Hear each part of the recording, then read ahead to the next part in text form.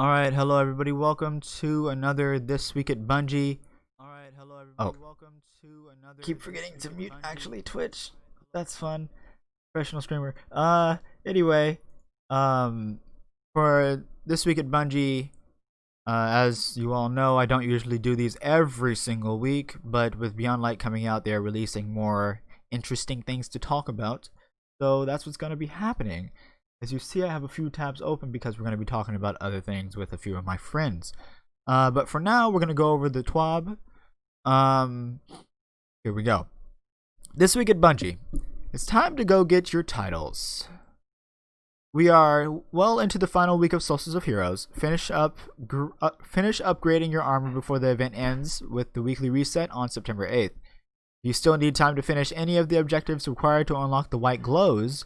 You can continue to knock those out after the event is over.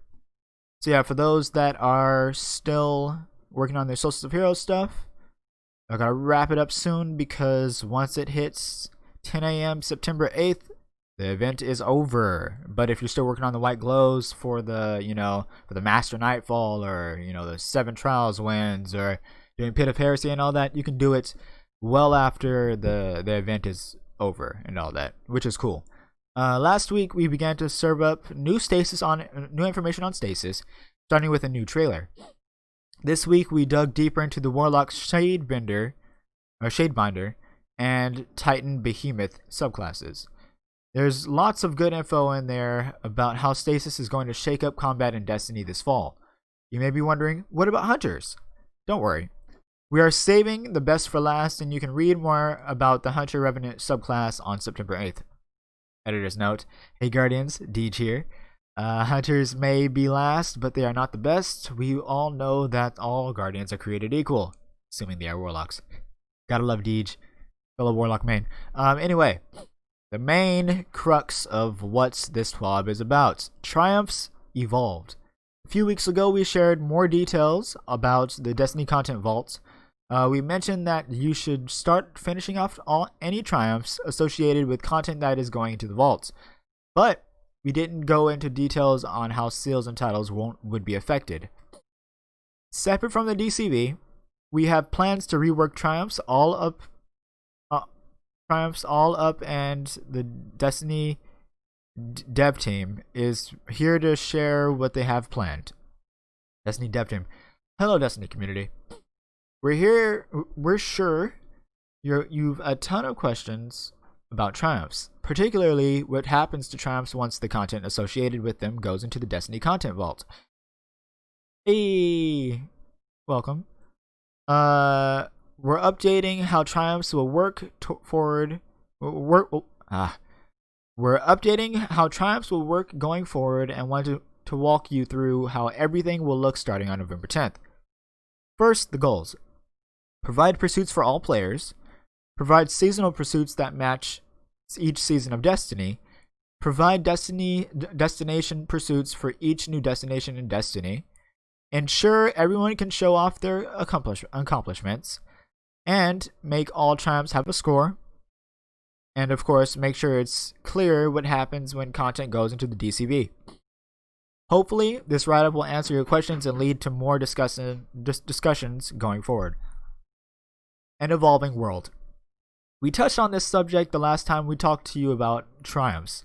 It's critical to us that there are challenging triumphs each season, and only the most dedicated among you earn them all and hit the max score. Here's looking at you, Ilulu. At the same time, it's also important that even the freshest kindergarten has the same chance to climb that mountain, no matter when they join the Destiny community, given of course that they put in the time and dedication for the content available to them. For Shadowkeep and the base Destiny 2 experience, we tried to do this by combing through each triumph individually, looking to see if it was still achievable, and then taking the score away from any triumph that could no longer be earned. While it achieved most of our goals, it didn't give you the ability to plan your attack to earn absolutely everything you wanted to, and there wasn't a good predictor on when things would go away. Hey Legacy, For us to hit our goals, we knew that we needed to make some changes with how we are delivering triumphs to players. An evolving set of triumphs for an evolving world. What are we going to do? Reorganize triumphs to make them more compatible with our evolving world. Create a career score that represents the totality of what you've done in Destiny 2. Create an active score for the things that can be done now in the live game. Focus our generic triumphs into a linear lifetime set that covers the basics of being a guardian. Organize the rest of triumphs around seasons and destinations. Track the history of what you've done as legacy triumphs. Interesting. That's what's up. Beyond Light will include a set of triumphs that targets this year's destination, Europa. Oh yeah, we're having a great time. Thank you. They include these triumphs all have scores. They include the content on the destination, story missions, strikes, raid, lost sectors, and yes, even some secrets. Eyes emoji. There will be a set of triumphs that targets Season 12's content. The triumphs will all have score. We like the pattern of rewarding seasonal currency for completing these triumphs, and will continue to do so. That's good to hear, Legacy. Good that you're having a good day too, Rar. These triumphs will stick around for as long as the seasonal content does. While active, seasonal triumph score will still contribute to your active score. When the seasonal content is no longer available, the seasonal set moves under legacy triumphs. They no longer contribute to your active score. They will contribute to your career score, which is very interesting. The lifetime set will be about teaching players all the things you can do in Destiny. These will mostly target new players as they join our ranks. They will focus on helping players explore Destiny's sandbox and game modes. If new systems are added to the game, this pool will grow. That means that it's sort of like a tutorial now, which is good because for the longest time, Destiny has had no form of tutorial. They toss you to the wolves, and you do that first story mission. You're like, okay, that's it. Good luck. Figure it out. And now they have this whole lifetime set of triumphs that's purely dedicated to teaching new players, and I love that. I completely 100% love that. That's really good. This is nice. They're redesigning the Triumph page, and it looks so clean. Exactly, Rar, 100%. But this looks so clean. You got your medals over here. You know, all your crucible medals that you earn. You know, getting your Ghost in the Nights, Crown in Mine, stuff like that. All your exotic catalysts. All your lore pages. More on that later. And your stat trackers, of course. You got your seals down here. And different Triumph stuff. This one in particular looks a little familiar. I don't know if anybody paid attention to Uldren's armor, but he has this symbol on his armor. So does this mean that Season 12 might be about Uldren? Interesting. Because for sure this is the story. And this might be for season stuff. That's for the moon. That's for the Dreaming City. That's for the Fallen stuff. This is for something. And that's for something. They probably have to do... One of these probably has to do with the raid. But, that's Uldren's symbol on his armor. I don't know, chat. I think that's a little hint. Anyway, sharp eyes will notice that we've moved medals, catalyst, and lore off into their own sections, but more on that later. Possibly, huh? Oh, I forgot to take off Neil's thing. Hold on. Hold up. Ah, you're not supposed to see that. Not supposed to see all that either. Ah, hey. Anyway.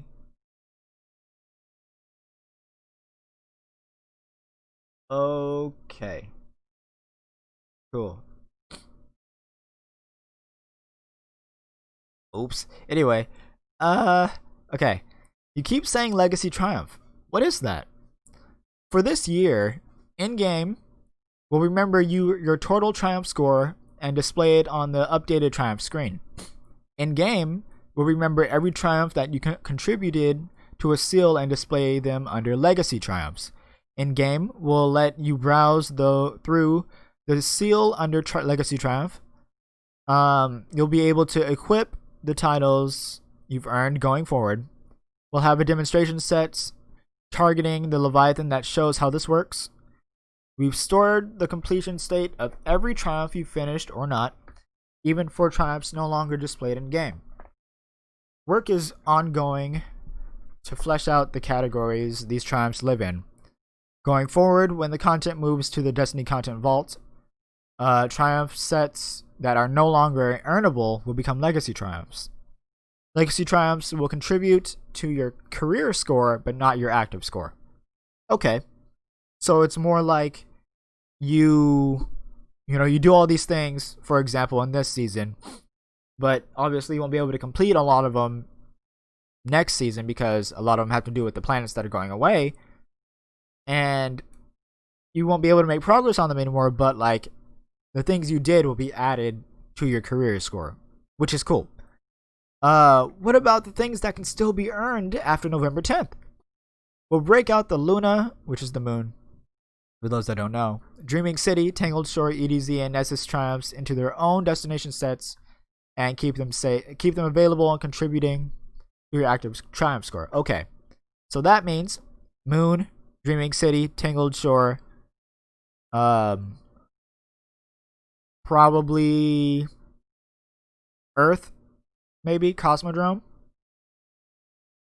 and then either this is Europa or that's Europa and that's the raid. One of these is the raid. And I think that might be Europa. I don't know. We'll see. We'll obviously we'll see when the game launches, but let's get to theory craft. We'll move your progress into any Triumph that still exists. In some cases, we've reduced the size of the Triumph sets to make this easier to understand for new players. Gambit, Crucible, Vanguard. They're simplifying it, which is cool. Nothing's wrong with putting some things like mesh together, make it simpler. Because right now there's a lot of Triumphs, like tons. In other cases, we've increased the size of the set and added rewards in the lifetime set. So in the lifetime set, they're gonna be adding like rewards for completing these Triumphs, which is really cool. I can't wait to see if some of them are like already completed or anything like that, because I'd love to see like if they took, obviously they're taking your actual score into consideration, so I wonder how many of them I've actually completed. Should be interesting. Does this mean some seals may no longer be earnable? Yes. With a bunch of content going into the DCB, there are seals and their corresponding titles that will no longer be earnable when Beyond Light releases. Earnable in Beyond Light: Unbroken, Dredgen, Flawless, Conqueror, Harbinger, Enlightened, Cursebreaker, Riven's Bane, whatever it is for Beyond Light, whatever it is for Season 12, and Redacted is probably the raid. Moved to Legacy and Beyond Light and no longer earnable. The Shadow title, Reckoner, Blacksmith, Wayfarer, Chronicler, and anything from Season 5 to Season 11. What were you saying about Metals, Catalyst, and Lore moving? Metals and Catalyst will now have their own sections to make them more visible and easier to keep track of. Thank God. I hate going into like the circle thing and like trying to look for it, because it is hard. I'll allow that. Exactly. Exactly. Yes. Yes. Uh Lore will also have its own section and a brand new UI to show off the book covers and improve the reading experience, which is good. All lore up through Season of Arrival will be available to all players. The game will still show how many of the pages you earned, but everyone will be available to read everything now. So that means that once Beyond Light hits, all the lore from the beginning of Destiny 2 all the way up to Season of Arrivals and the start of Beyond Light, well, leading up to Beyond Light, will be readable, and you don't have to go out and like find everything. You can just, if you wanted to learn about, Fellwinter and the fact that that's Rasputin's son, technically, you can actually go into the lore tab or whatever. This thing right here. Click on the lore book, and boom, there it is. You get to read the whole thing. You get to learn that Fellwinter's a Siddhartha golem and all that fun and excitement. It's super dope. Real cool. I am real glad about that because everybody should at least take a look at the lore because there's some really interesting stuff in there. And now everybody will be able to whenever you want. Yes, there you go. New lore will be unlocked through triumphs going forward and eventually made available to everyone when they become legacy triumphs. So that means all the stuff in Season 12, when they're no longer earnable, in Season 13, all the lore from that season will be readable in Season 13 without you having to go and get it, which is really cool. I like that. They're making it a lot more accessible because I know a lot of people complain about how like there's not a lot of story because you have to like go and like find it and read it.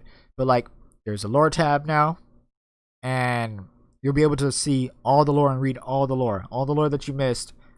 You'll be able to go and read it. Read all the books if you want to. Just take a time out of your day and read everything. You can read up on Truth to Power. You can read up on the Maracena, which has the interesting interaction between Marasov and, as Rar said, Daddy Shax.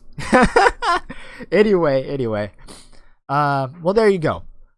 We know it's a lot to absorb, but we think this moves us much closer to our goals of providing interesting and compelling pursuits season over season and year over year.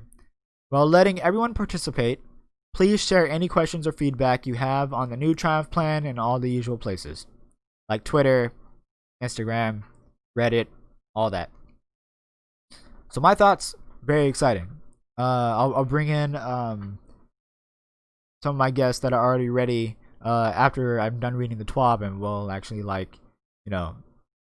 I'll let them say their thoughts and everything on it before we get into the main crux and the main meat of what we're doing today. Yeah, exactly. And we're actually going to be starting sort of a story time thing on Tuesday, but more on that later. Iron Banner, of course, is coming back 10 a.m. from the 8th to the 15th. So if you want to still earn all that armor, you definitely can. If you still want to get a God Roll Forward Path or a Fool's Remedy, you definitely can. And of course, if you're still trying to reach 1060, you're still trying to get that Pinnacle gear, you definitely will be able to. Because Iron Banner, although really great and fun, is probably one of the best ways to earn the maximum amount of Pinnacle gear. Better, faster transfer. Have you ever been trying to pull a specific weapon from your vault in the middle of a strike and had to wait precious seconds for it to transmat into your inventory? With the latest improvements, transferring items with the companion app or third-party apps is now roughly 10 times faster than before. If you don't know what I'm talking about, go download the Destiny 2 companion app on the App Store or Google Play Store. This water is good. It's been hot recently. Make sure y'all drinking your water. For those of you who are curious about the technical underpinnings, the BNet team has refactored the way that key components of the API flow and processed on the back end and removed affinization requirements from API features. This allowed a new approach to load balancing and accommodating a major behavior change in Chrome, where v84 Plus installs no longer respected same-site cookies. Transfer item is the first function to be revised to take advantage of this. Look forward to significant new features from the API team as part of this work. Cool. Alright. Title bouts. Update 2.9.2 on Tuesday, September 8th. Update 2.9.2 will be available to players. Below is the timeline of Destiny 2 maintenance for So it goes offline at 9 a.m. Well, maintenance happens at 9 a.m. Goes offline at 9:45. 10 a.m. is when you can start downloading the update on all platforms. And you'll be able to log back in at around 10:01. And then at noon is when the maintenance concludes. Sealed. At the start of year 4 on November 10th, certain seals and the associated titles will no longer be available to earn. Players will need to be sure to unlock and equip the following titles before this date to guarantee the completion are recorded and on their accounts. Shadow Rises, which is Shadow. Reckoner, Black Armory, Blacksmith. Destinations, Wayfarer, Lore, Chronicler, Arrivals, Forerunner. For more information on legacy titles and seals, players should view our Year 4 Triumph updates up article. Solstice Bright Dust players impacted by the Week 2 Solstice of Heroes bounty issue were granted their missing Bright Dust on Monday, August 31st. However, there was a delay in the accompanying in-game message for many players.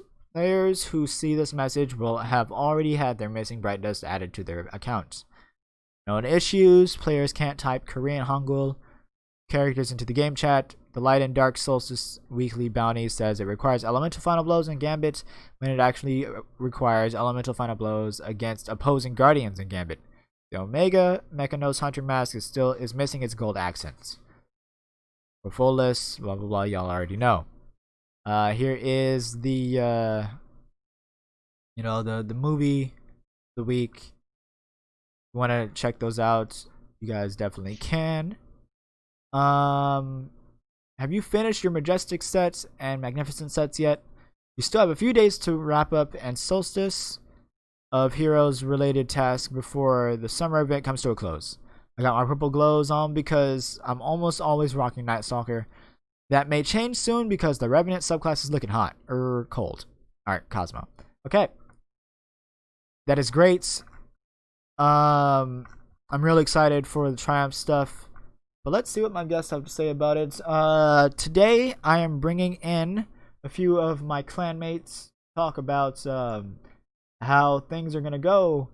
And we're going to also talk about Warlock and Titan, specifically their new subclasses and how they work and what they've shown us. Also, the little trailers to give you guys a brief idea on how they're going to work. But firstly, Quantum, Rar, thank you for being here. Thank you for having me. Heck yeah. Quantum, you here? Yeah, I'm here. All right. What's up? Why don't you tell chat what are your classes and how long have you guys been playing Destiny? Well, I'm of the buff boy mains, which is Titans. And I believe Quantum is also a Titan, if I'm not mistaken. I am. Yes. Very cool. My dude. How long have you guys been playing Destiny? I never played Destiny 1. Although Larson played it a lot, and he's one of the other clanmates. He played it a lot. I didn't really start playing until 2 came out. So since then? Okay. What about you, Quantum? I've been playing since D1. Nice. Very cool. Alright, so first, I don't know how long you've been sitting in, but in the TWAB they mentioned how they're reorganizing and changing up how Triumphs work and everything. What are you guys' thoughts on that? We'll start with Rar first. Are you talking about like the? Like the new Triumph, the way they're redoing Triumphs and all that, Oh, the okay. whole like how I the whole redesign and everything. I really like how clean it looks. It's Mm-hmm. nice to have one spot that I can go to without having to go back and forth between all of these different tabs. And that's going to be really nice to have. I mean, I'm like, I've been playing for a while, but I still get lost in the menus. I'm always like, where the heck am I? And That's this pretty looks like fair. they're finally cleaning that up, Yeah, which is nice. 100%. What about you, Quantum? I think the most exciting thing for me is that all the lore cards are not tied behind stuff anymore. Exactly. Um, That's that's what I love. definitely the most attractive thing to me about Destiny is all the lore that they write into it. Mm-hmm. Exactly. Yeah, I'm glad like they're definitely making it in a more like accessible way for you can like actually see it, especially with all the whole thing where they're going to add all the lore in there. Like even if you haven't like gotten it, like let's say in Forsaken or whatever, you have like the Cade 6 lore and everything. You don't have to go and get it since you actually won't be able to. But like you'll just be able to read it. You'll click on the lore book inside the lore tab, and you'll just be able to read the whole thing if you want to. I think that's really cool. I'm super excited about that because I'm one of those people where like I love to raid and I Mm. like to crucible, Yeah. but I haven't really gone out and done a lot of the things like in world. Right. Right. So it'll be really nice for me to kind of participate now with and listen in on all that stuff and get to read up on it. Because I do miss out on a lot of things. When you're just doing PvP, you don't get all of the lore. That's true. That's true. For like a lot of the lore, you have to go and like do these activities. Or, like you have to find all this secret stuff, open up certain chests or whatever. And it's like, oh, you get a lore page and stuff like that. You know. But yeah, in chat, Rara did mention that like story time stuff because I did plan on Tuesday since that'll be the conclusion of like the season of arrival story and the lore work that we're getting.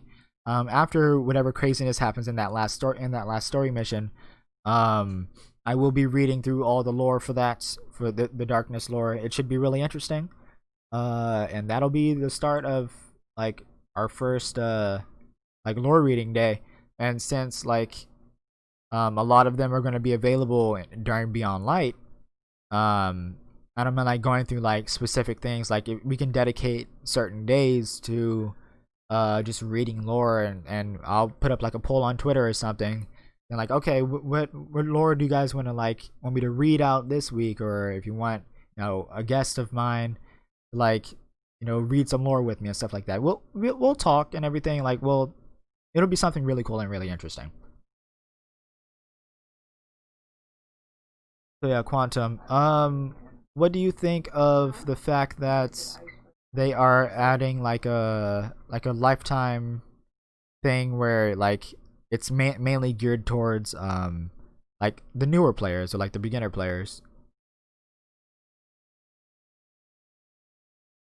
Anything that helps a new player understand this game is always going to be good. Because like I've had friends recently start and then stop because they have no idea what the hell's going on in this game. Right. That's They're true. just like, Yeah. okay, I'm at the tower. What do I do? And then they're just like, well, I don't know. I'm at work when they do this, so like I can't tell them what to do. Yeah. And so they just get lost and then they give up. Yeah, that's pretty fair. Because I do have one friend that was like that is into Destiny and everything, like, and she's playing, but like she doesn't know anything.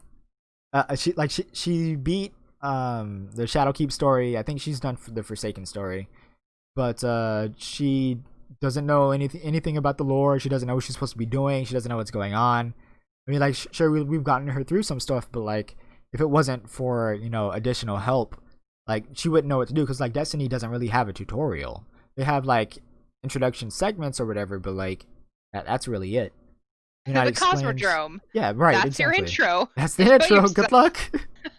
Boop. Get out there, kill stuff. You're good. And then you have these introduction quests, but like they're not really detailed, and like because there's so much other stuff that like you get blindsided by everything else, and you don't really focus on those. And then next thing you know, you're too high of a level to be able to want to care about doing those things anyway, and then it just messes everything up. So I'm really glad that like they are adding a like sort of like a pseudo tutorial thing. Like I want to see how like it actually works out. But Yeah, I'm interested. yeah, like I feel like it's gonna be pretty good.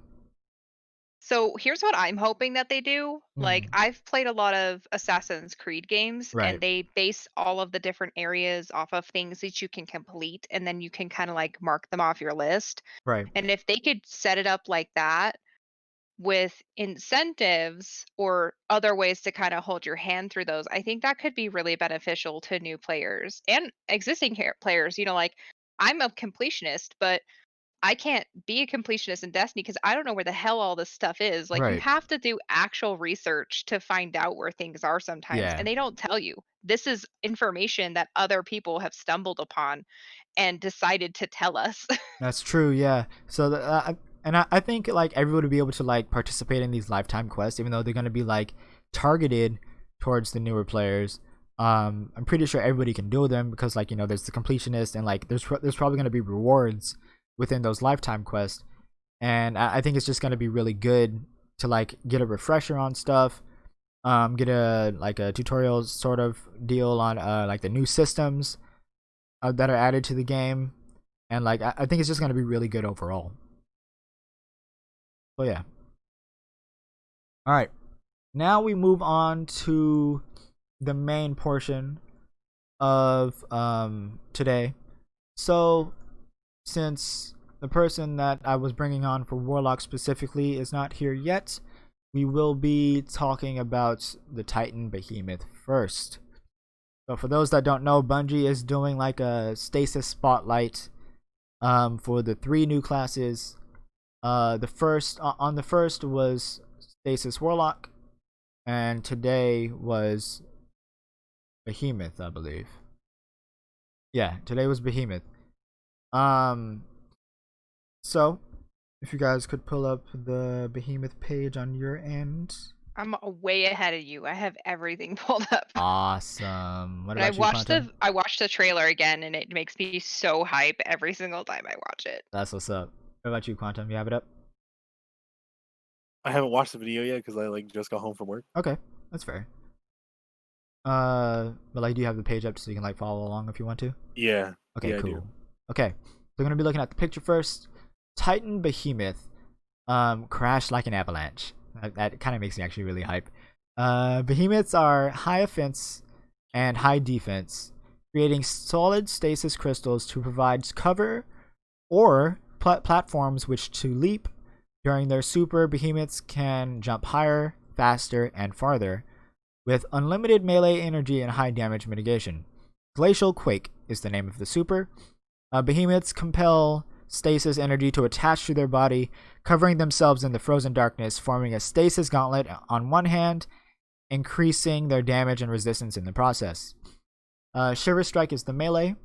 The behemoth summons a stasis gauntlet and lunges forward with explosive speed, smashing through anything in their way. Upon reaching their targets, they unleash a devastating jab that sends their foe I don't know how to say that word. Careening backwards while slowing nearby enemies. And ground control. The behemoth slams their gauntlet into the ground, sending out tremors, a powerful stasis energy that leave crystals in their wake and freeze all enemies in their vicinity. I'm ready to make some hive popsicles. You have no idea. Oh yeah, it seems very, very cool. Honestly, I'm excited about this. All right. Welcome to this edition in our series of spotlight articles where we're examining stasis via each of the 3 Guardian classes in Destiny 2. In our previous edition, we featured the Warlock Shadebinder. Here, we're getting to know the Titan Behemoth. Titan, Smash, 2 things that simply go hand in hand. There are few combat situations in Destiny 2 that can't be solved, or at least made better, by a quick Titan punch to the face. When Beyond Light is released this November, Guardians who prefer the Titan class will discover a new subset of stasis powers that allow them to harness the power of darkness. And yes, fisticuffs will be a part of it. but it's not the entire story. As we discussed in our previous edition of this series, each stasis subclass will embody a facet of stasis. Warlock Shadebinders emphasize freezing enemies, and as you'll learn more about next week, the Hunter's Revenant is a specialist at slowing the action down. The Titan Behemoth uses stasis as means of both creation and destruction. Then we have a cool image of Stasis Titan in action. So I want to ask a question. Like, yes. So the first picture they have, it's like this big old gauntlet on your hand, but there's no like frozen particles over the body. But the second image shows like there's more crystals developing on their body. Like, do you think that's going to be an effect? Like, the longer you have the effect going on, or what's your theory on like crystals versus non-crystals? It's either something like that, or it might be when you activate your super, because I know there was gameplay released where like while the super was active, you had like this crystal plating that was actually like a buff, so it might like diminish over time as like you take more damage. But I think that like it could be an overtime thing. Like the more you use like your gauntlet, then like the more it's kind of like an after effect type deal. Ooh, like a corruption meter or something, like Maybe. from Mass Effect. Maybe that could be really cool. That could be very interesting. What do you think, Quantum? I'm not sure. I don't like to like theorize what's gonna happen until like I can see it myself. That's fair. Okay. And I haven't watched the video yet. So. Oh yeah, for sure. Well, you can feel free to watch the video if you want. We might as well watch the video right now.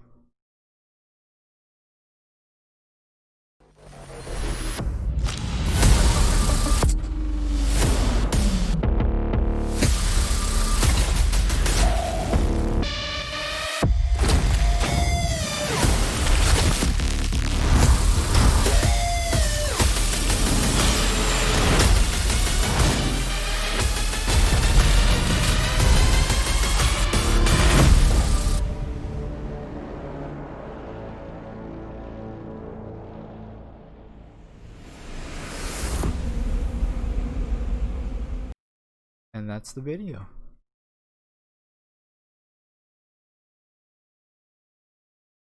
So what do you think, Quantum?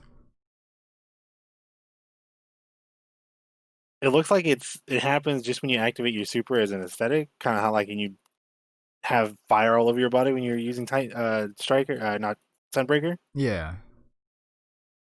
But I feel like this time they might be like incorporating that into like an effect or maybe a buff or something. Oh, I don't know. Yeah, because I think it's just gonna be a cosmetic thing. Yeah, I mean it could very well be definitely a cosmetic thing because it definitely does look pretty cool. It's like as he activated the super, then the crystal like plating like actually happened. But we'll just have to see. But it looks very interesting. The more I guess if they release more gameplay, then like we'll actually be able to see everything. But I could see it either being one or the other, but then it could also be both equally, which would be pretty cool.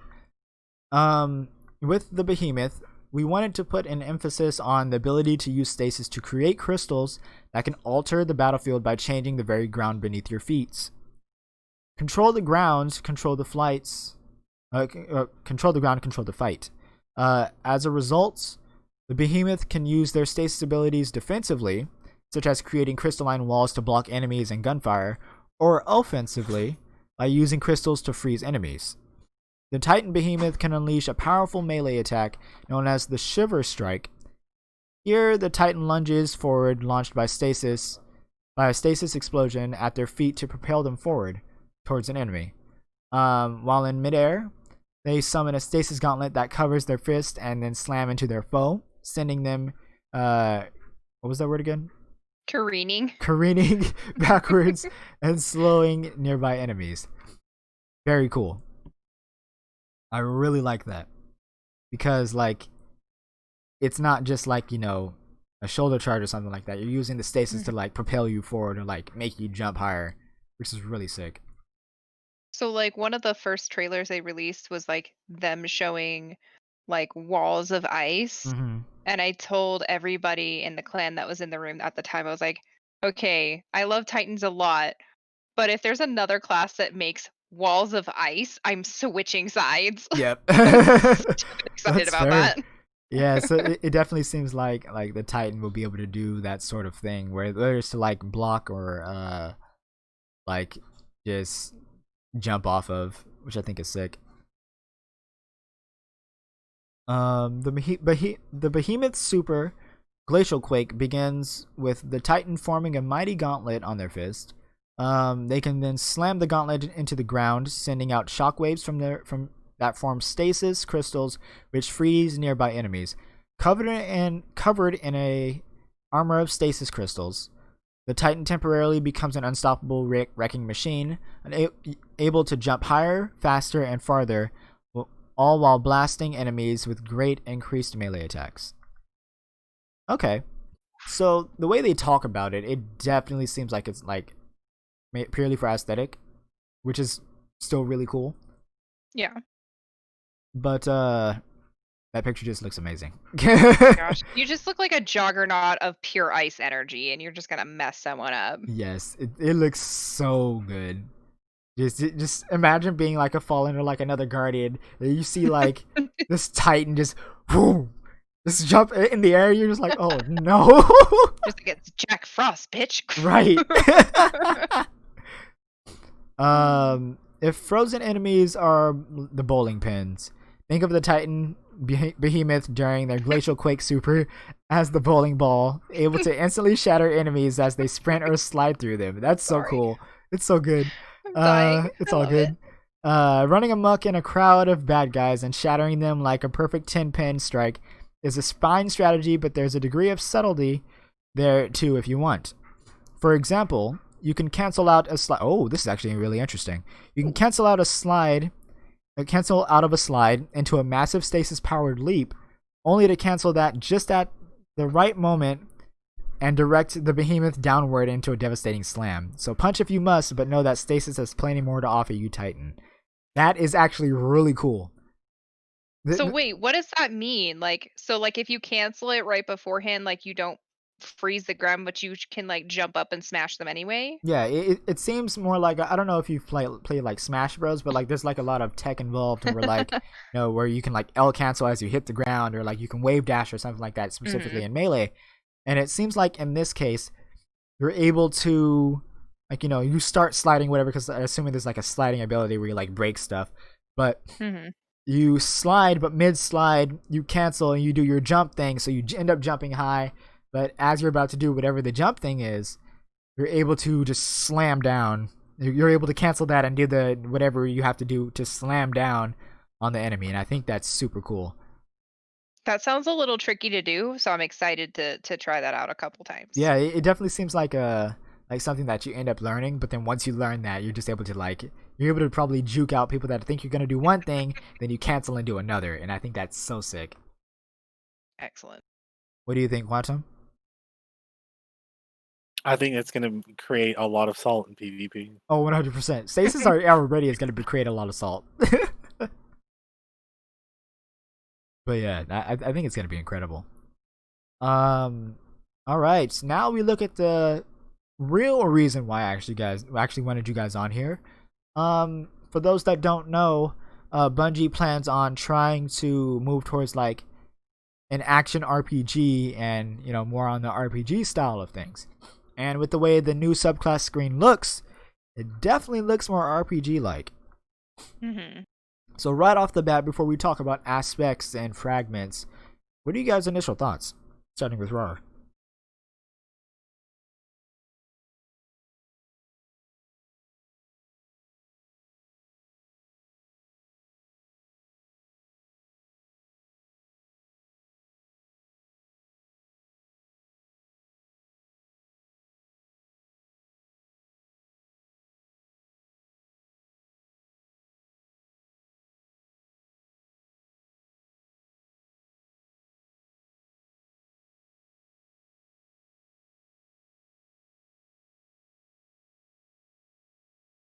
The video is gone. Let me. Oh, you're back now. I'm back now. Okay, cool. Yeah. But yeah, Quantum, like, because the way it was in Destiny 1, because it was somewhat similar, although it was a bit more like they had like different nodes and everything, and it wasn't as customizable as this. But back in Destiny 1, you had like you had so many options, but then after having them all, there was always like at least 2 or 3 builds that people used, and if you didn't use this build for like certain parts, like the raid or something, or like Trials of Osiris, then it just didn't work out. Like I know for Warlock, and if you were doing Trials of Osiris, you had to run Sunsinger with self res, and that was one of the options for the Solar subclass back then. And like yeah, there just ended up being like builds that just sort of like came out. So with the whole like aspect thing and like maybe not so much the fragment stuff, since like they seem like mods, kind of like the mods that we have currently, but then fragments seem more aspects seem more like exotic perks almost, or like special perks. But yeah, it definitely seems like you definitely have to you definitely have to like go find these things, go find these specific stuff, and like if you don't have this, you probably won't be doing well in the raid or something like that.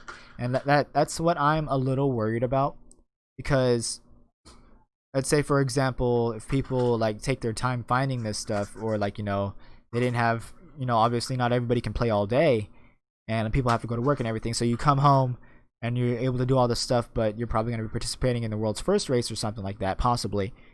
And you're like, oh, for the Titans in the group, if you're gonna be running stasis, make sure you have these aspects or whatever. But like, if you're halfway through the story and you don't have set aspects or whatever yet, then it's just like, oh well, I guess I won't be able to do this thing, and that's gonna suck. But I hope it doesn't end up being that way. Like at least within the first month, because I know for a fact that first month is just gonna be crazy. Like, because people are going to be finding so much builds, that people are going to be discovering like new aspects or whatever. We're seeing what all the aspects do, seeing what all the fragments do, and I think it's just going to be really interesting. So speaking of aspects, they show Tectonic Harvest, stasis aspect fragments, and it has fragment slots. It seems like the barricade also has a fragment slot as well if you're looking at the picture. Seems interesting, and so does the jump. Seems very interesting as well. A petrified grip, grasping for something once held but now lost. Your hands create power from nothing. And the ability says, shattering a stasis crystal creates a stasis shard. This shard grants melee energy when picked up by you or your own allies. So like orbs of light. Yeah, in a way. So it definitely seems like, even though it for sure will benefit Titans more, because your whole thing in this seems to be like your lunge punch thing, kind of like how it is for Thunder Crash. But yeah, it definitely seems more like it seems like this will be really good for almost like in a group scenario, where like if you do have to rely on melee energy.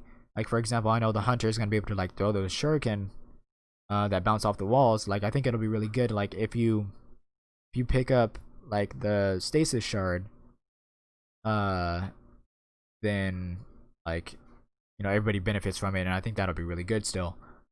But I wonder what like the other ones are. Has me really interested. Yeah. So like, just to kind of dumb this down for a second. Yeah. So you select an ability. And then on the right, it looks like you have an aspect that you can choose or earn. Right. And then when you click on that, it says fragment slots, and it says the first one's grayed out, so there's 2. So it looks like you can have a maximum of 2 fragments attached to one aspect. Yeah, like it seems like it might be like specific to each one. Like maybe like a stronger one can only have like 1 fragment slot, or like a weaker one might have like 3 fragment slots. Like it very much seems like there might be like a tiering system as well. Like the and they're gonna do this with all of them, right? All of the subclasses. Yeah, 100%. That'll be interesting. Very interesting. Because I know for Warlock, they have one of them where you place down your rift and it like freezes the enemy around your vicinity, like in your vicinity, like around the rift when it comes out.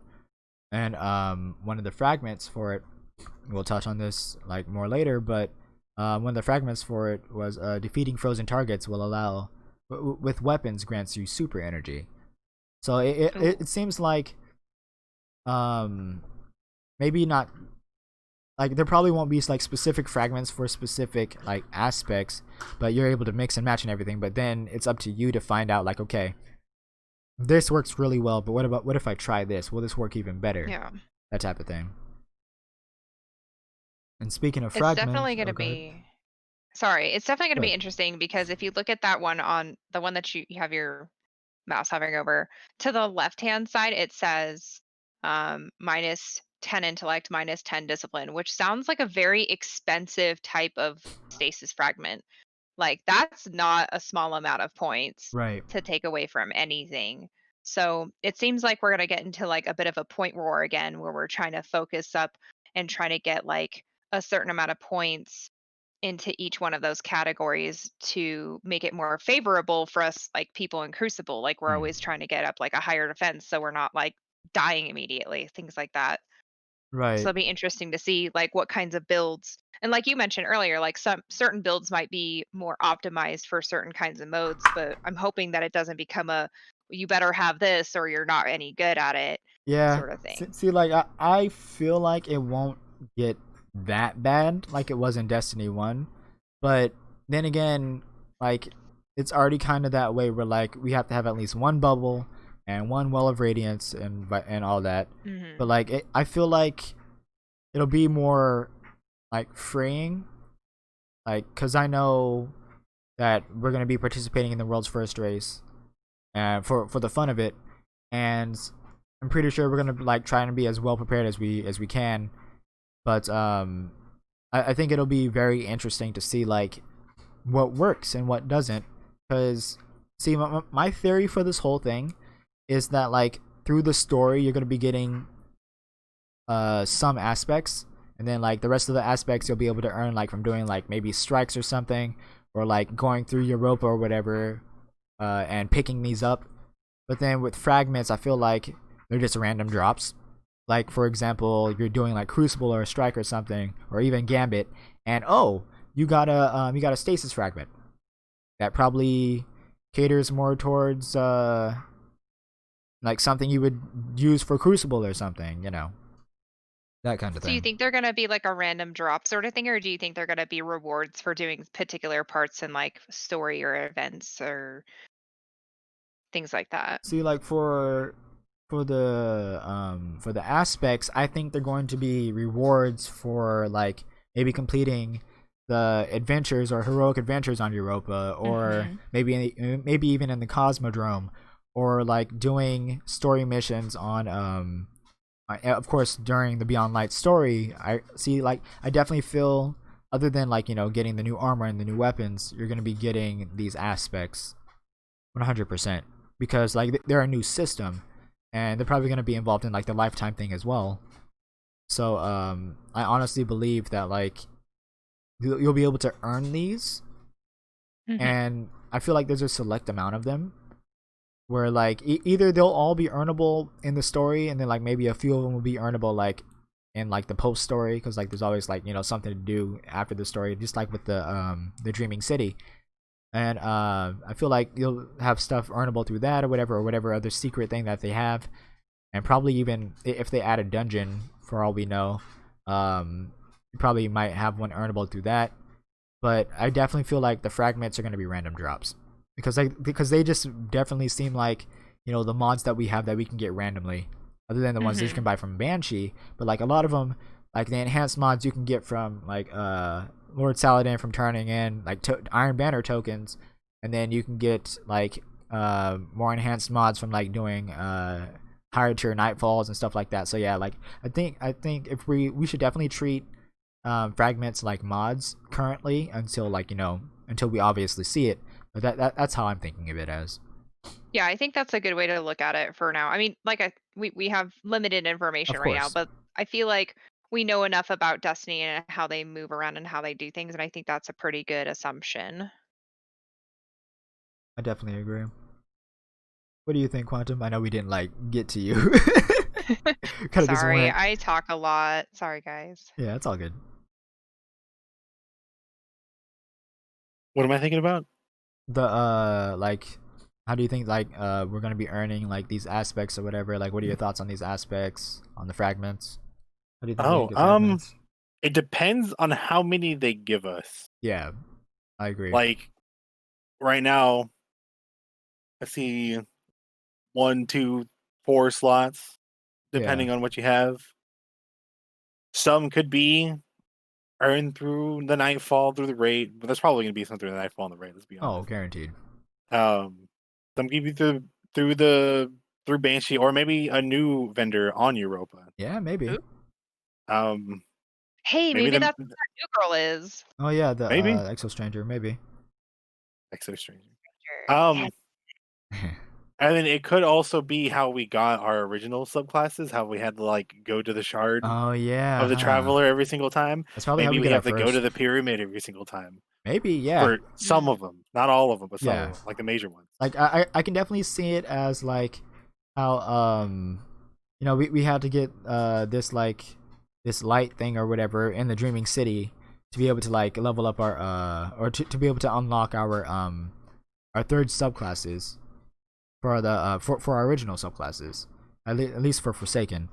And like we had to go and unlock these a certain way and then you know be able to activate them that way. But yeah, it's definitely I can for sure see them doing it where like you know you have this aspect that's like you know that has to be like inspected or whatever, and you have to go back to the pyramid or go back to Eris or somebody, and like they Yeah. have to like decrypt it sort of in a way in order for you to be able to use it. Ooh. Yeah. What if they like refine it like how the Drifter does? Yeah, I can definitely see them doing that, and then it probably might, and then I can also see them uh like doing it where like it can be rewarded from doing like specific activities as well. Like it's definitely something we're gonna have to see more of course, but it's very hype either way. Like I'm very excited to see how we start earning these, what other ones we can get, how many we can get, how many are actually available like at the start. Because from what it seems like, the first one, like the very top one, is the one we start with. So I think that's the one that unlocks the stasis subclass, and then we earn the other ones later. You know what I'm saying? Yeah. And then it seems like we have 1, 2, 3, 4, 5, 6, 7, 8, 9, 10, 11, 12, 13. 13 different like fragment slots, it seems. Then of course you can only select like 2 or 3 or whatever, or however much that that aspect allows you. But yeah, it's very interesting and very exciting for sure. Also, it very much seems like some of them can be used for other classes, because looking at the warlock one, the fragments seem to be able to like be used on all classes because it's the same kinds except for like a different one being shown, but like that's also the one being shown for the warlock. So I feel like that's why I think they're more like mods, because they seem to be like generalized, where it's just like, oh, like you have this, but you can also use it this way because you can also freeze things and you can kill enemies with your weapons to get your you know more super energy, stuff like that.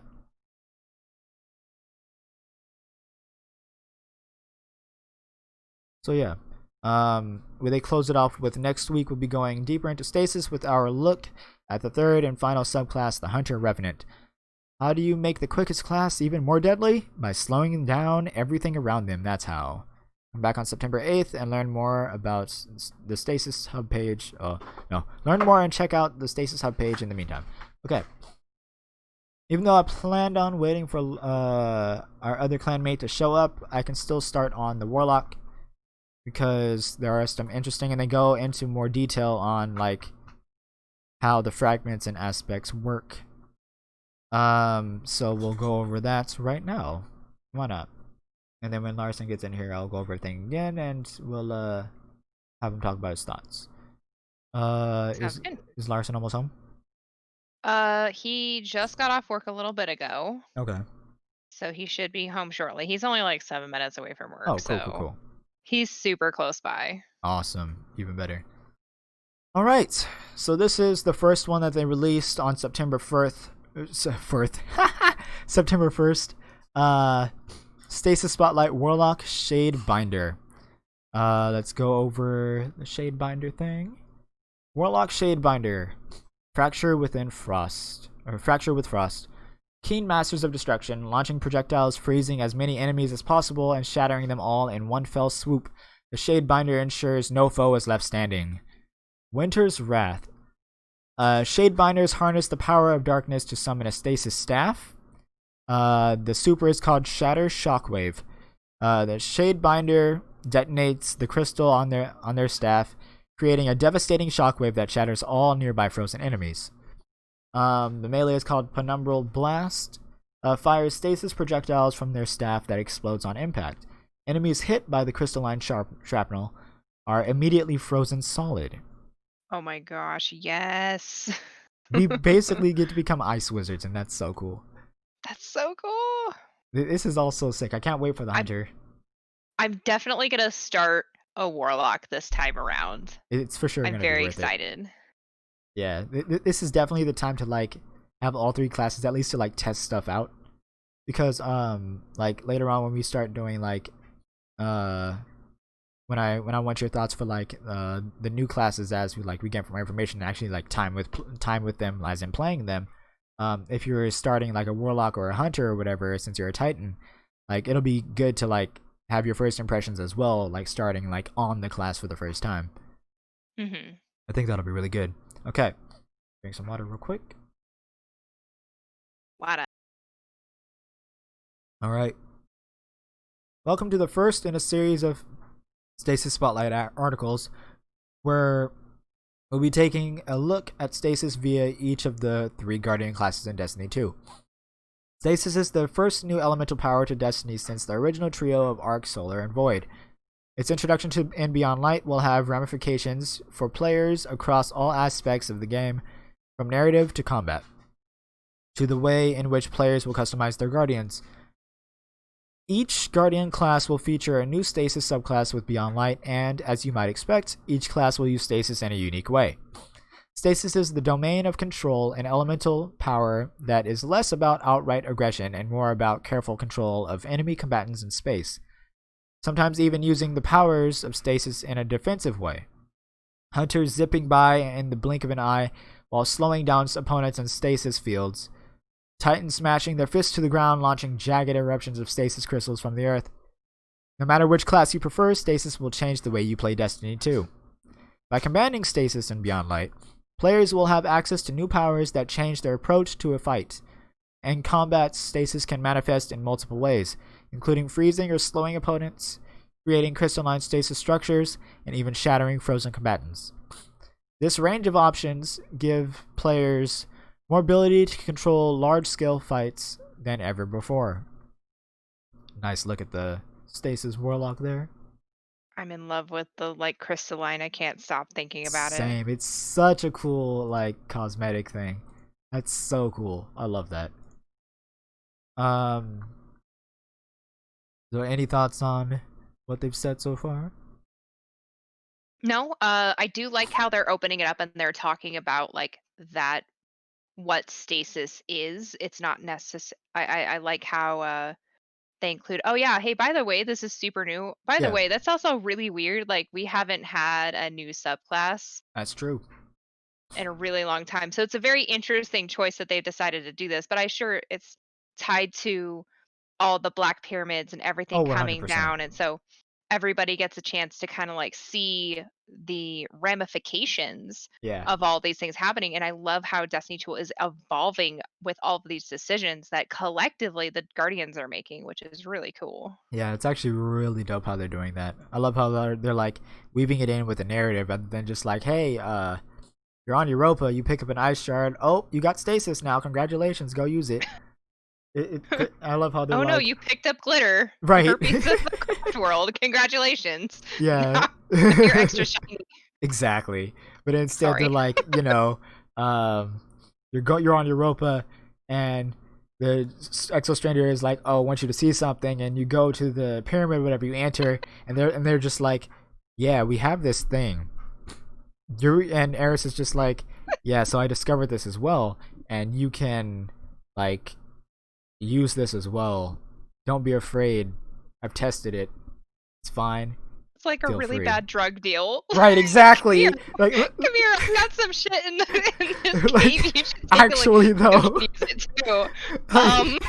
you have two of the most shadiest characters in the game right now, and then a random character a lot of people don't even know unless you play Destiny 1, and you're just like, okay, this is probably the most shadiest drug deal that we've ever had.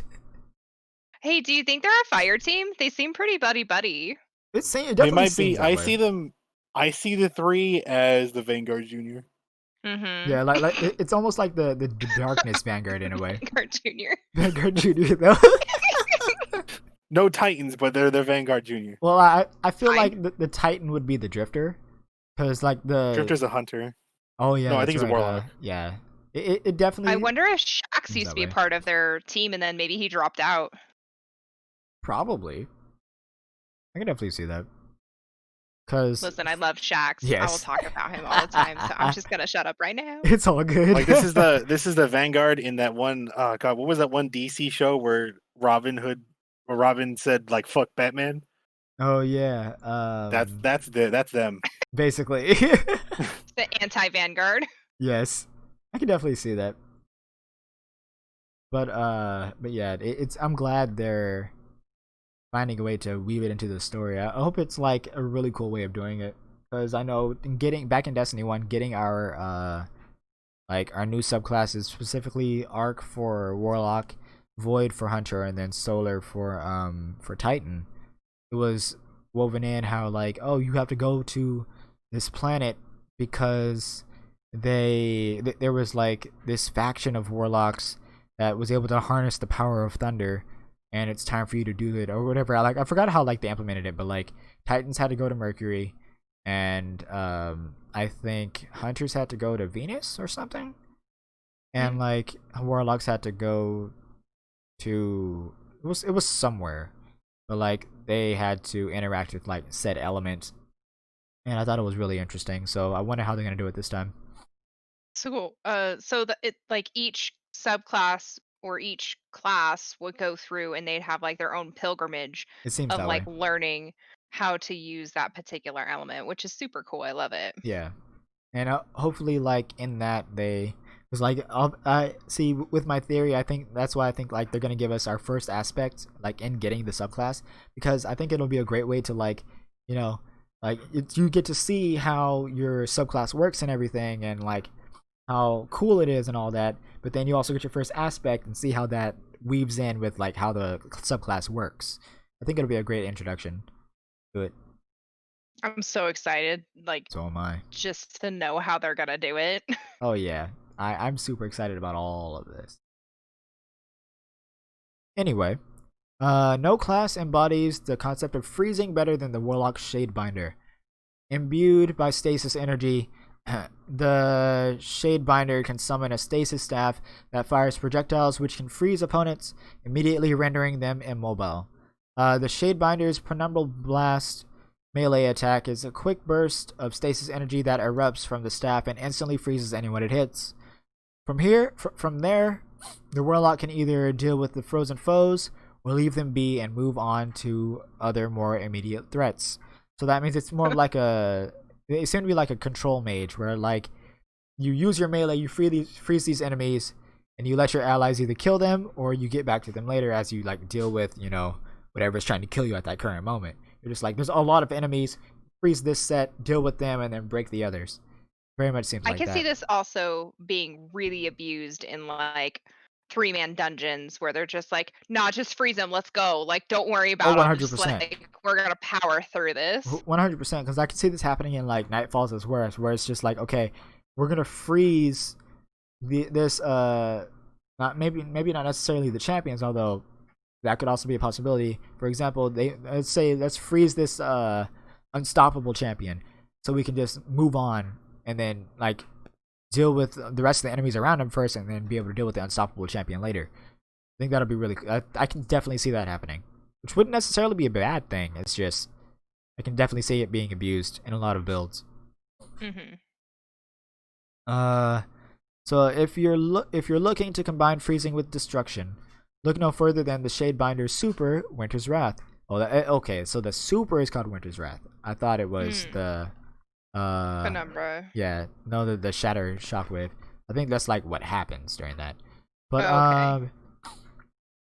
Here the Shadebinder summons their stasis staff and fires projectiles that instantly freezes opponents. The second stage begins and the fight ends. When the Guardian raises the staff, detonates its stasis crystal, and sends a devastating shatter shockwave that disintegrates nearby frozen opponents. Oh, so it's like it's 2-part thing, and okay. that's what it seems like with the Titan as well, where like you slam the ground and it creates like the pillars or the walls of stasis, and then your second part is like you're able to break them by like running into them or something. Where like it might be the same thing where like for the Warlock you freeze them and then you break them. So I definitely see the pattern of like it's a 2-part thing where freeze and you break, but like in different ways. Yeah, I can see that being used in many different ways. 100%, and it's definitely going to be annoying in Crucible. Can you imagine how mad you're gonna be if somebody just freezes you and you're just standing there, and then they run around the corner, and then they pop you, and then they're too far away. Right. Oh my gosh, I can already feel the rage. Yep. Like just imagining like right. Like just imagining I'm already mad. Yeah, right. Just getting frozen by a Warlock or something, and then they just leave you. And you're just sitting there. You're like, hey, stay cool, and you're like, right, you're just like, at least kill me, dang. I can definitely see that happening. You're like, well, because like, because me and Neil actually talked about this in our in like our podcast thing, where like, I feel freezing you may not be as bad as we may think it is, purely because obviously Bungie's gonna find a way to like balance everything. So, because right now everybody knows how strong stasis is. Like stasis for sure seems really OP. So I really think that they're gonna balance it where against Guardians, like you won't be frozen literally forever. There'll probably be like a certain timer. And my thinking was that like depending on how like difficult the opponent is, like if say you're fighting a boss or whatever, you freeze them, it'll last for a good while. But then like for something like a Guardian or like a red bar enemy, they'll be frozen for like a small amount of time, because like if they keep them frozen forever, it won't really like it won't be fair. But if they're frozen for a little bit, then you have to react quickly to like break them. Yeah, like a 3-second countdown or something like that. Yeah, I could see it being something small like that for sure. Customizing stasis. Now they go into more detail about what we were looking at for the Titan. If you've played Destiny for long enough, you know that choosing the right subclass for each situation can be crucial to the outcome of the fight. Titans have their bubbles, Warlocks have their wells, skilled Guardians know how important these abilities can be in a pinch. With Beyond Light and Stasis, we're giving you even more flexibility to customize your subclass to your style of play. They show the Warlock and everything. Each Stasis subclass in Beyond Light will give players the ability to customize abilities like grenades, movement modes, class abilities, and so on. In addition, we've added new layers of customization with the addition of aspects and fragments. Now here's more detail on aspects. Aspects manifest as physical items in the world, such as crystallized Vex conflicts or robotic fallen arm, as we've seen. When slotted in, aspects will offer players new abilities among other effects. These abilities can be mixed and matched freely by the player. Many aspects will have space for fragments to be slotted in. Fragments are also physical items you can discover in the world when applied to aspects. Other additional passives, perks, such as stat bonuses that may come with penalties. Aspect upgrades are unique to each stasis subclass, while fragment slots are class specific, agnostic. How players combine these two different types of upgrades will lead to a range of customization options. So, for example, for the Warlock, they have Frost Pulse, which is casting your rift generates a shockwave that freezes nearby combatants. And for this one, it shows one state of fragment slot. And I think like it's similar to what I was saying, where depending on how strong or how maybe how rare that aspect is, like they might have less fragment slots, because like if you add more, it might be too OP. With that kind of thing. Yeah, I think so. I think you're on the right path. Yeah. Because like it definitely seems, specifically with what they said, it definitely seems, and it goes back to what we're talking about, how like the acquisition, where you're gonna be able to, it says they're physical items in the world, and that's why I think that they're gonna be earnable from like either like, you know, decrypting them or whatever, or like repurposing them, like how with the prismatic recaster and all that. But they also, and specifically because they also mentioned that like you discover in the world, you discover fragments in the world. It doesn't say like, it doesn't leave it vague like it does aspects. So that's why I think like they're going to be earnable through like quests or something, or like maybe even triumphs, stuff like that. You might be able to buy like a couple or like maybe 3 from like Eris or the Exo Stranger and stuff like that. I think it'll be, I think it's a nice touch and a nice customization aspect. It also adds like a more to the subclass than just, you know, what we already have, because like they have something like that with our current subclasses, except you're stuck with whatever that diamond has, you know. So I think it's really nice and really cool. It's very RPG like, which I enjoy. I'm very excited about that. I hope they stick with it, and I hope this is the destination that they want to go with it. I hope so too, because they did say, like I believe Luke Smith said in an interview that that like they like because the whole stasis subclass, the way they're doing it this time, is kind of like a test, and like if it works out, then maybe like probably in year 5 with the Hive Queen, they might implement that for the other subclasses. However they want to implement it, of course, but like probably this level of customization, which I think would be really good. It'll make the older subclasses feel more fresh. Hey, guess who's here? Hey. Be able He's to just get him going, on. he's dying. Poor guy. Do you want to use my headset, or do you want to get on your own? Okay, so he's gonna get on his own, so he'll be up here in a minute. Okay. And that means we're gonna take a slight break, and we'll take this time to talk about the 2 sponsors that I have. If you want to get really high quality and really well designed gaming chairs, go to triumphchairs.com and use code OTEN for 10% off any purchase inside that online store.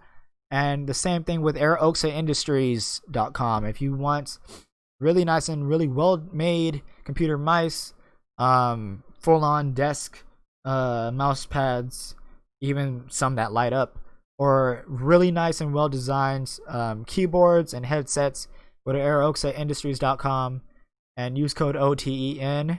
That's OTEN for 10% off any purchase in both of those stores. Thank you once again for sponsoring us. You guys are amazing. and we'll be right back.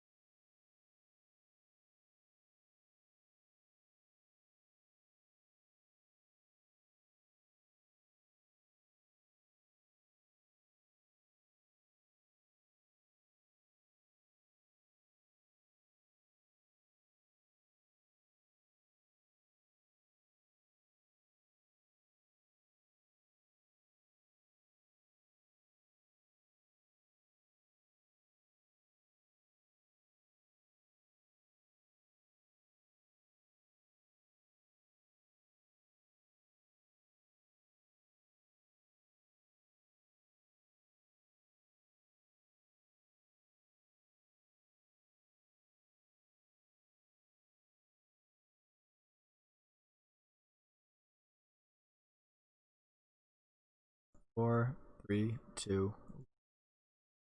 Okay, and we're back, and we have our other residential warlock here, Caspian, or Larson, as we call him. That's his actual name. Welcome. Warlock 2, Electric Boogaloo. There you go. Warlock Reloaded. Hello, Darkness, my other Warlock. Rude. My God. So earlier we talked about the Titan and everything, and what they're gonna be doing. So I'll give a brief summary of it and hit the like main points. That way you can get a little bit of an understanding. So the Super Glacial Quake begins with Titans forming a mighty gauntlet on their fist. They can then slam the gauntlet into the ground, sending out shockwaves that form stasis crystals that which freeze nearby enemies. Covered in armor of stasis crystals, the Titans temporarily becomes unstoppable wrecking ball. Wrecking machine. Able to jump higher, faster, and further, all while blasting enemies with greatly increased melee attacks. And if frozen enemies are the bowling pins, think of the Titan as the Titan Behemoth during their Glacial Quake Super as the bowling ball.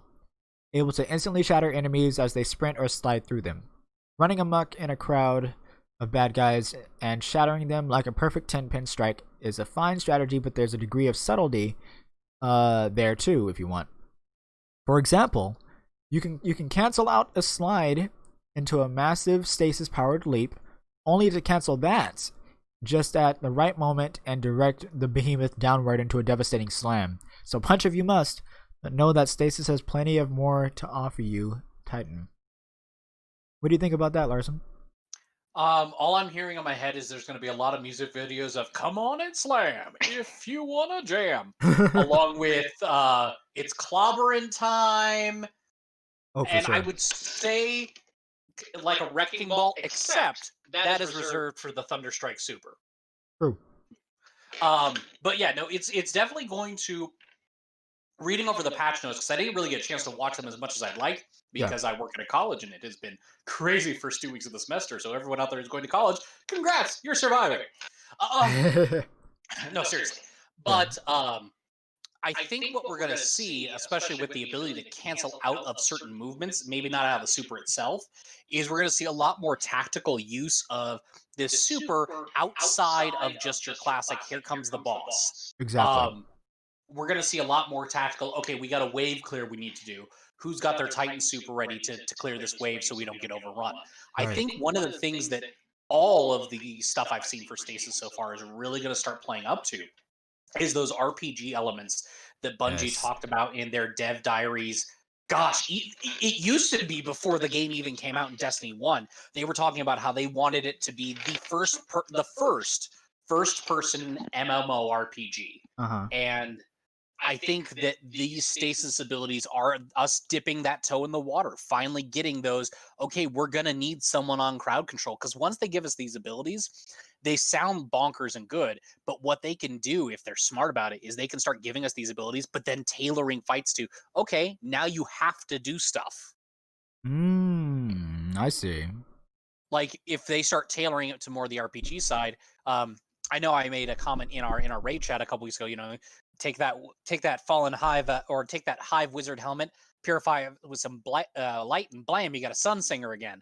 But if they start doing that and actually bringing in dedicated like support or what could be considered tanking, or you're going to see that. I don't think we're going to see them shy away from it. I think it's going to come into the design elements. I think so too, in that regard. And it will be really awesome to see, because I don't think the game. I think the game would be better for it if we get more of that. 100%, I agree. Because I feel like that if we continue to move in this direction, it can definitely be more RPG-like. And then, like, we can definitely have those roles where it's just like, okay, you have the Stasis Titan as the tank, but you can also have the Void Titan as the tank as well, where the Solar Titan and Arc Titan can still be DPS in some regard. But, right, they fulfill those traditional roles almost. Yeah, exactly.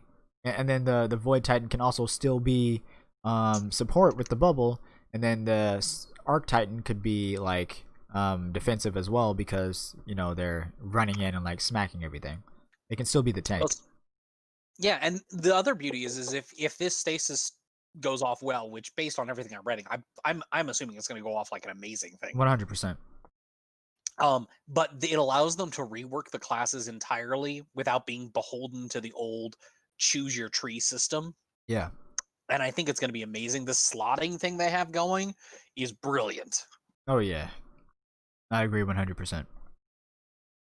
And the fact that we can get like right now we're getting stasis abilities can play off stasis abilities. So, we can get freezing, then somebody shatters and whatnot. I would not be surprised if once they start moving the other trees into this, we end up with our 4 elements: that ice, electric, gravity, and darkness and fire, or gravity and fire, and that we start seeing combos off of different stuff. I can see that. Funny because certain games that will remain nameless tried to do that, but they never baked it entirely. True. I know exactly which one you're talking about. And sadly, it was one of the things about it that I felt was the best thing about it. Too bad the rest of it wasn't finished being baked. Right. And I think the Destiny's almost improving on that system in a way of like priming and detonating. And yeah, it definitely seems like a priming and detonating system almost with the stasis anyway. Well, and then also going into the RPG elements of, okay, so you have certain, because we've always joked, and we're warlocks, so we have to say this a lot, we're squishy space wizards, man. True. Please put a big titan in armor in front of us, because we're squishy space wizards. Yeah, we just want to shoot our, ice blast at the enemies while the titan, goes and freezes them or smacks them around. Absolutely. You've heard me in Raid. Run away. Exactly. So speaking of Warlock, we touched on it a little bit, like going over how they're introducing like the subclass and everything and all the stasis abilities and stuff like that.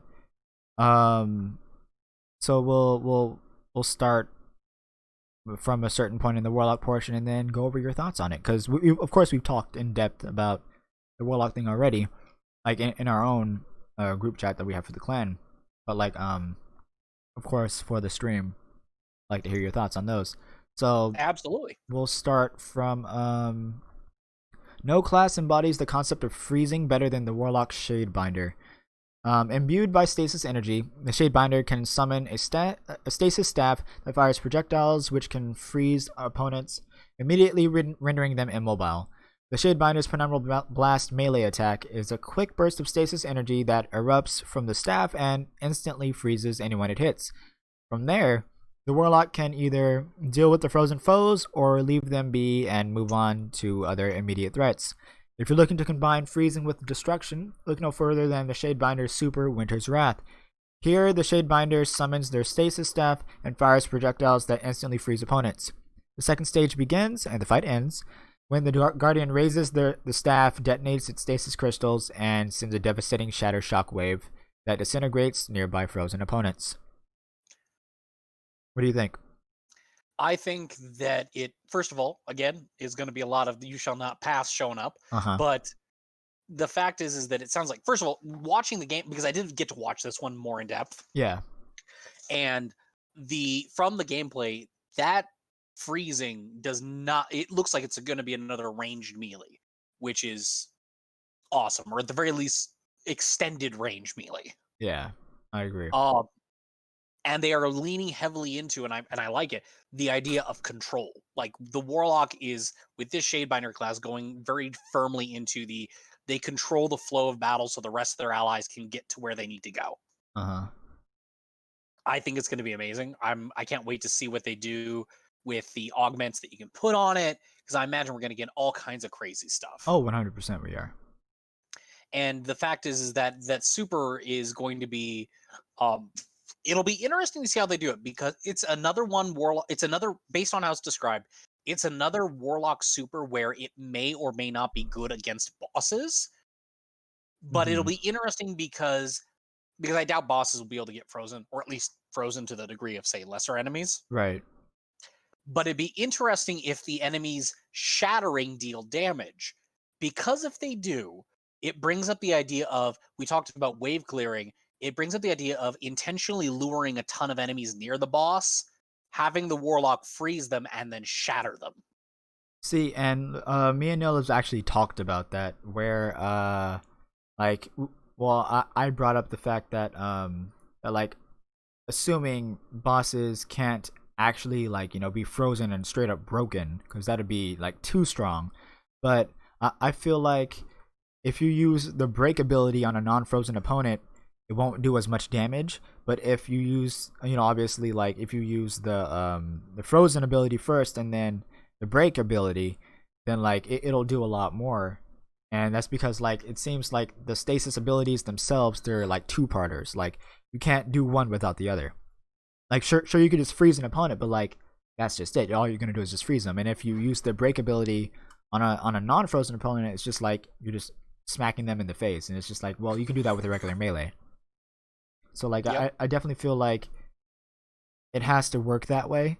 But then in regards to like bosses and like raid bosses, I feel like you might be able to put like a frosted or frozen debuff on them, but then when you do the breaking ability, it won't outright kill them, but like it'll do a significant amount of damage. You know what I'm saying?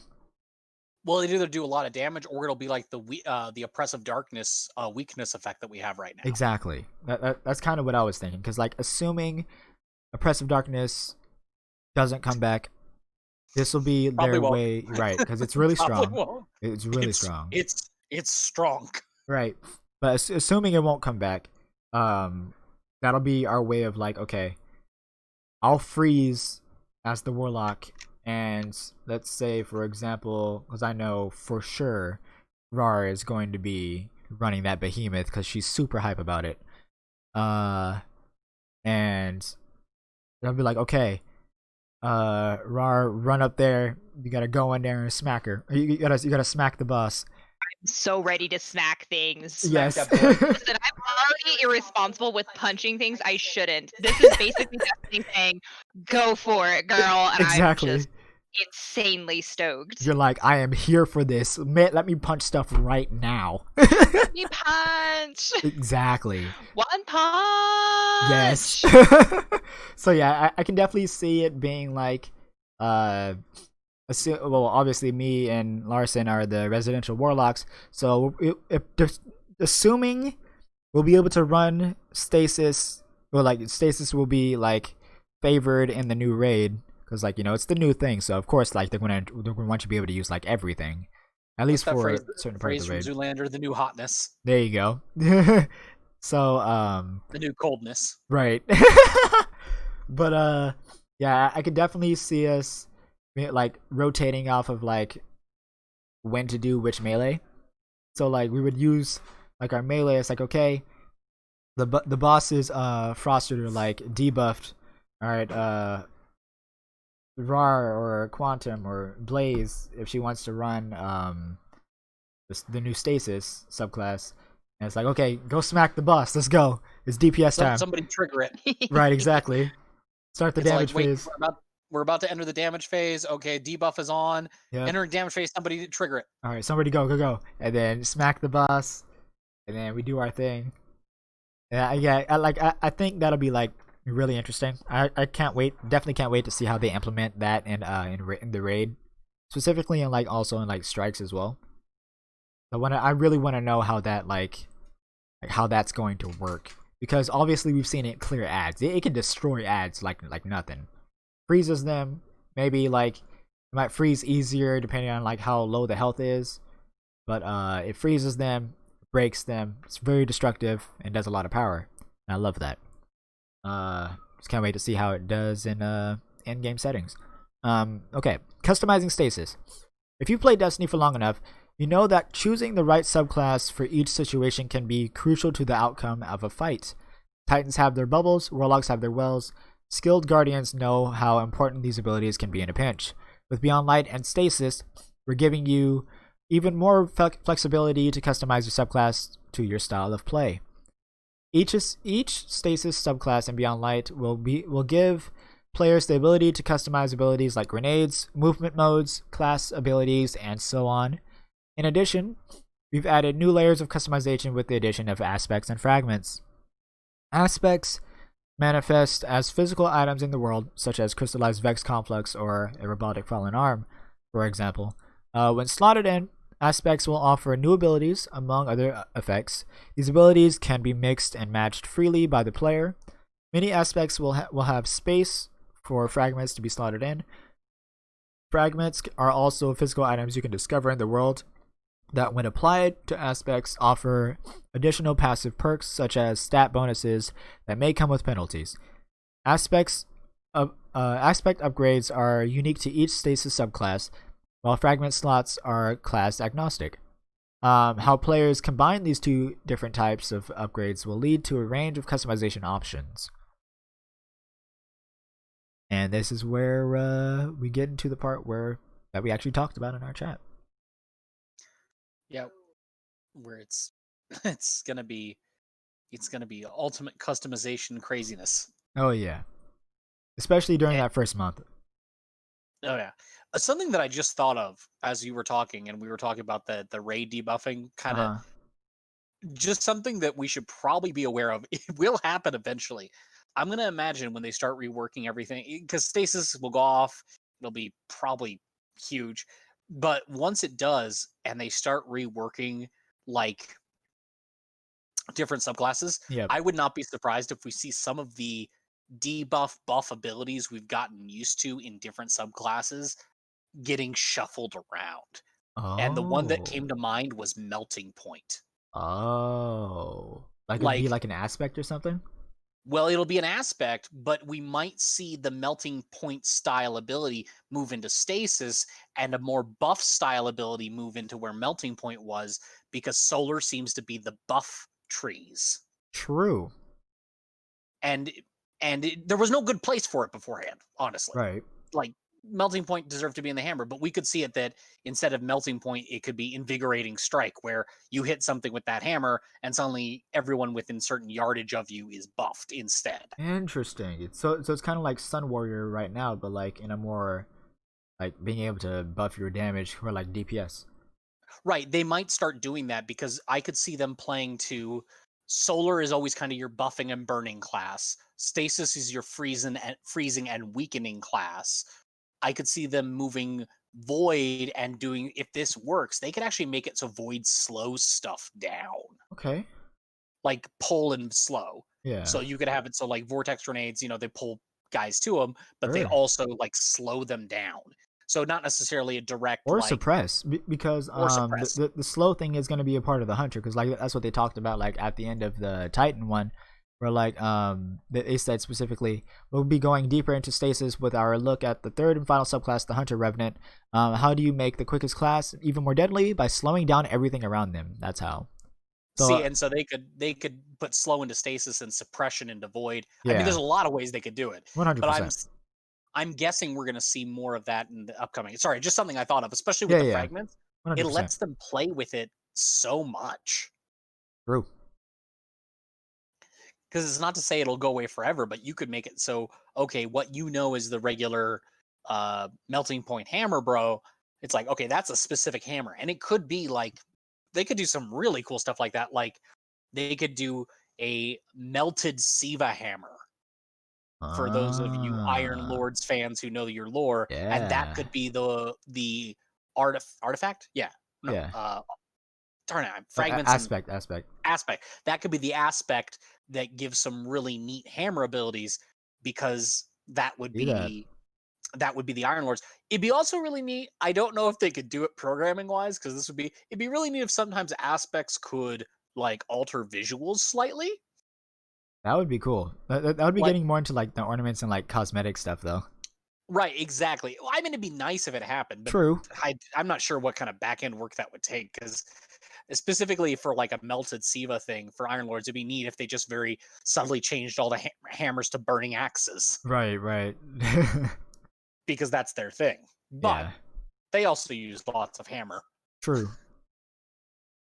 Yeah, I can definitely see them like doing something with that for the other subclasses as well, because like because they did say if this does work out, then like they're going to be doing that to the other classes, like doing similar customization to the other classes. And I think that'll like is what I was talking about with RAR and Quantum earlier, was how like it definitely will bring like new life to the old subclasses that we've gotten used to.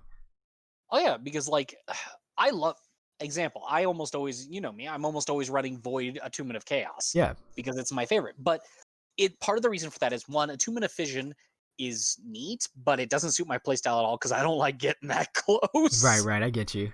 I feel It's that. like, hey, I'm a space wizard. I want to be as far away as possible. True.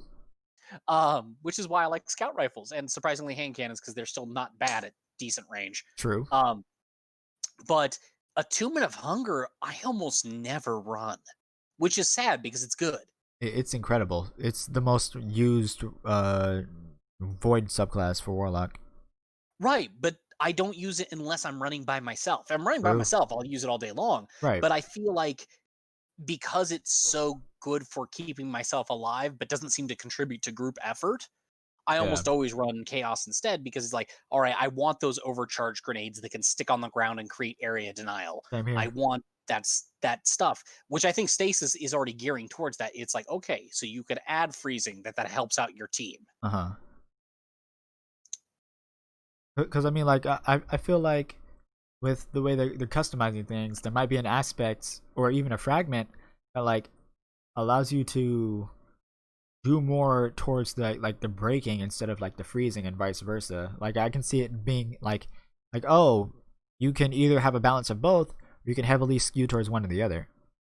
I could totally see that too, where it's like, okay, and the perfect examples, maybe you find an aspect where it's like, okay, the Shadebinder Warlock Super now you have a really long time to freeze enemies, but your shockwave is very short range, comparatively speaking. Right, Like you right. sacrifice some of your shockwave, but if you know you're running you have a buddy who's running a Titan who's taken my ice waves go very very short, but I can run for days on end. Yeah. Then you're gonna pair it that way. And if you have a hunter who's going, yeah, so I cause giant detonations with that second thing I throw, which is what I can only guess at this point. Right. That would Until the also 8th. be another thing. Yeah. I can definitely see them like being able to synergize stuff like that. Of course, we won't exactly know like when until we see all the aspects, but I can definitely see them doing something in that regard. Because like the whole thing with like Frost Pulse, where like you're able to freeze nearby enemies just by putting your rift down. That's also really helpful as well. If you're getting surrounded by enemies, you put down your rift or whatever to freeze them, and then your allies are just like, "Here, let me help you out, and I'm gonna break them all for you, so you can keep running."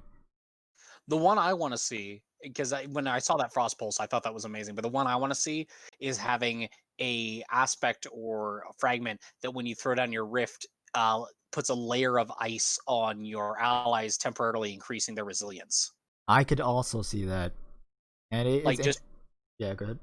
No, I was gonna say just because that would also play really well into what they've said so far. Yeah, I completely agree, because like I can definitely see this as like and that's why like I can see them going more towards like the role thing that we talked about, how like if you can build to be more like supportive, not necessarily like a healer, but more like crowd controller, like giving buffs for like to increase your resilience at least for like a short amount of time, or like increase your movement speed maybe, or something like that. Like because the Titans, they have their thing where they're able to move faster, jump higher, and all that. So maybe they might have an aspect where like they're able to like as they're running by, like to say for example they're running by their allies, or like they shatter something near their allies and it gives them a buff as well. Because like they already kind of like hint at that with one of the aspects that they showed for the Titan, where shattering a stasis crystal creates a stasis shard, and this shard grants melee energy when picked up by your allies, you or your allies.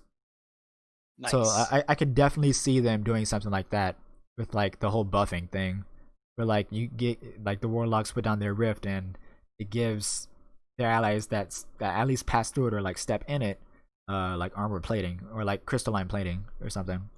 Actually, and the thing is that if they, because that was an aspect that did the rift, right? Or was Yeah, it a fragment? they're aspects. The other one I could see doing, based on now I think about it, instead of necessarily even doing armor, like literally coats weapons in stasis. Oh. Like, and maybe increases damage temporarily, not necessarily to, weapons of light levels, which is that's the thing, but still True. increases it enough, or allows weapons to perform shatters. Interesting you mentioned that though, because like that would technically go well with the stasis fragment whisperer bonds, where defeating frozen targets with weapons grants you super energy. Yeah, so like they could definitely do it so like your rift coats your weapons in stasis, which allows you to trigger shatter with those weapons while they're coated with stasis. Oh, then that would like kind of encourage using empowering rift a lot more instead of just your regular healing rift. Exactly, because it would be like, okay, so when you drop your empowering rift, your weapons are coated with stasis, but it allows them to trigger that shatter effect. I see. But we don't know if they're going to do that. I mean, that would be awesome. Yeah, that would be really sick. Cool. That'd be super sick, honestly. And would give empowering rift a lot more use than just, hey, we need this for the DPS phase because we don't happen to have the other one. Right. Exactly. Too often is it, why do you have empowering rift? Because I don't have my well. Right, I don't have well up. Deal with it. Well, it's not up.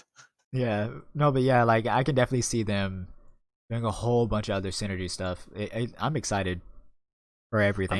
That's why I can't wait to like see the Hunter one, because Hunter has to have something other than just like the slow thing, because like as we see, the Warlock has like, being able to, like their main thing is for sure freezing stuff, and then Titans are like, the whole melee thing and like breaking stuff like that. Even though they can like freeze and like deny, like and like protect and deny like area, like I think they're gonna do something with stealth.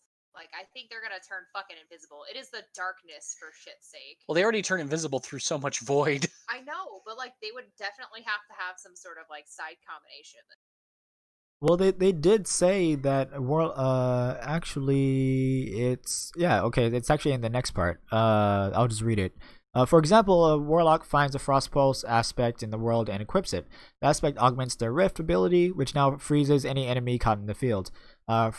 Frost Pulse aspect also has a fragment slot available, allowing further customization. The Warlock decides to slot in the Whisper of Refraction fragment that replenishes some of their class ability energy upon shattering enemies.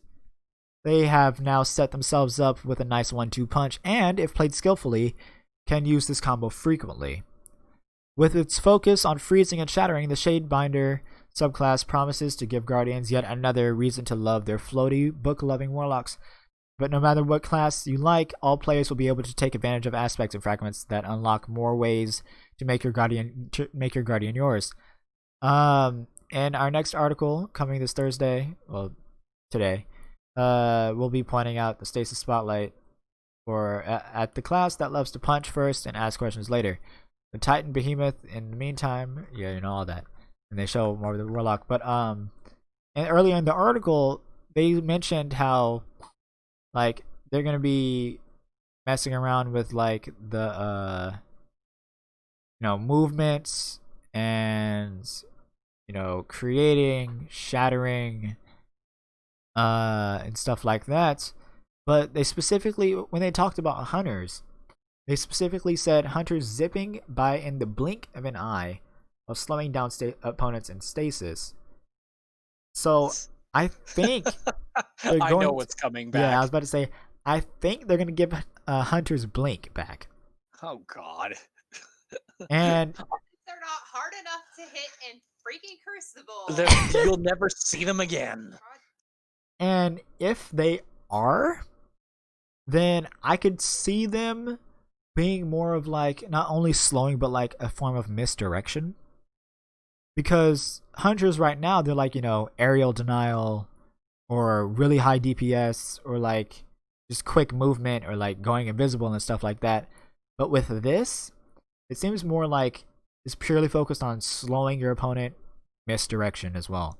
Because if you look at how like their shuriken melee bounces off walls, that can be an easy setup thing as well, and also a form of misdirection, especially if like they're already in, like if you lay the trap with the stasis field and they don't see it and they run into it and they're frozen, you know. And then that shuriken comes around a wall and just pegs them. Exactly. So yeah, it's. I'm already mad. I was about to say it's gonna get very frustrating very fast.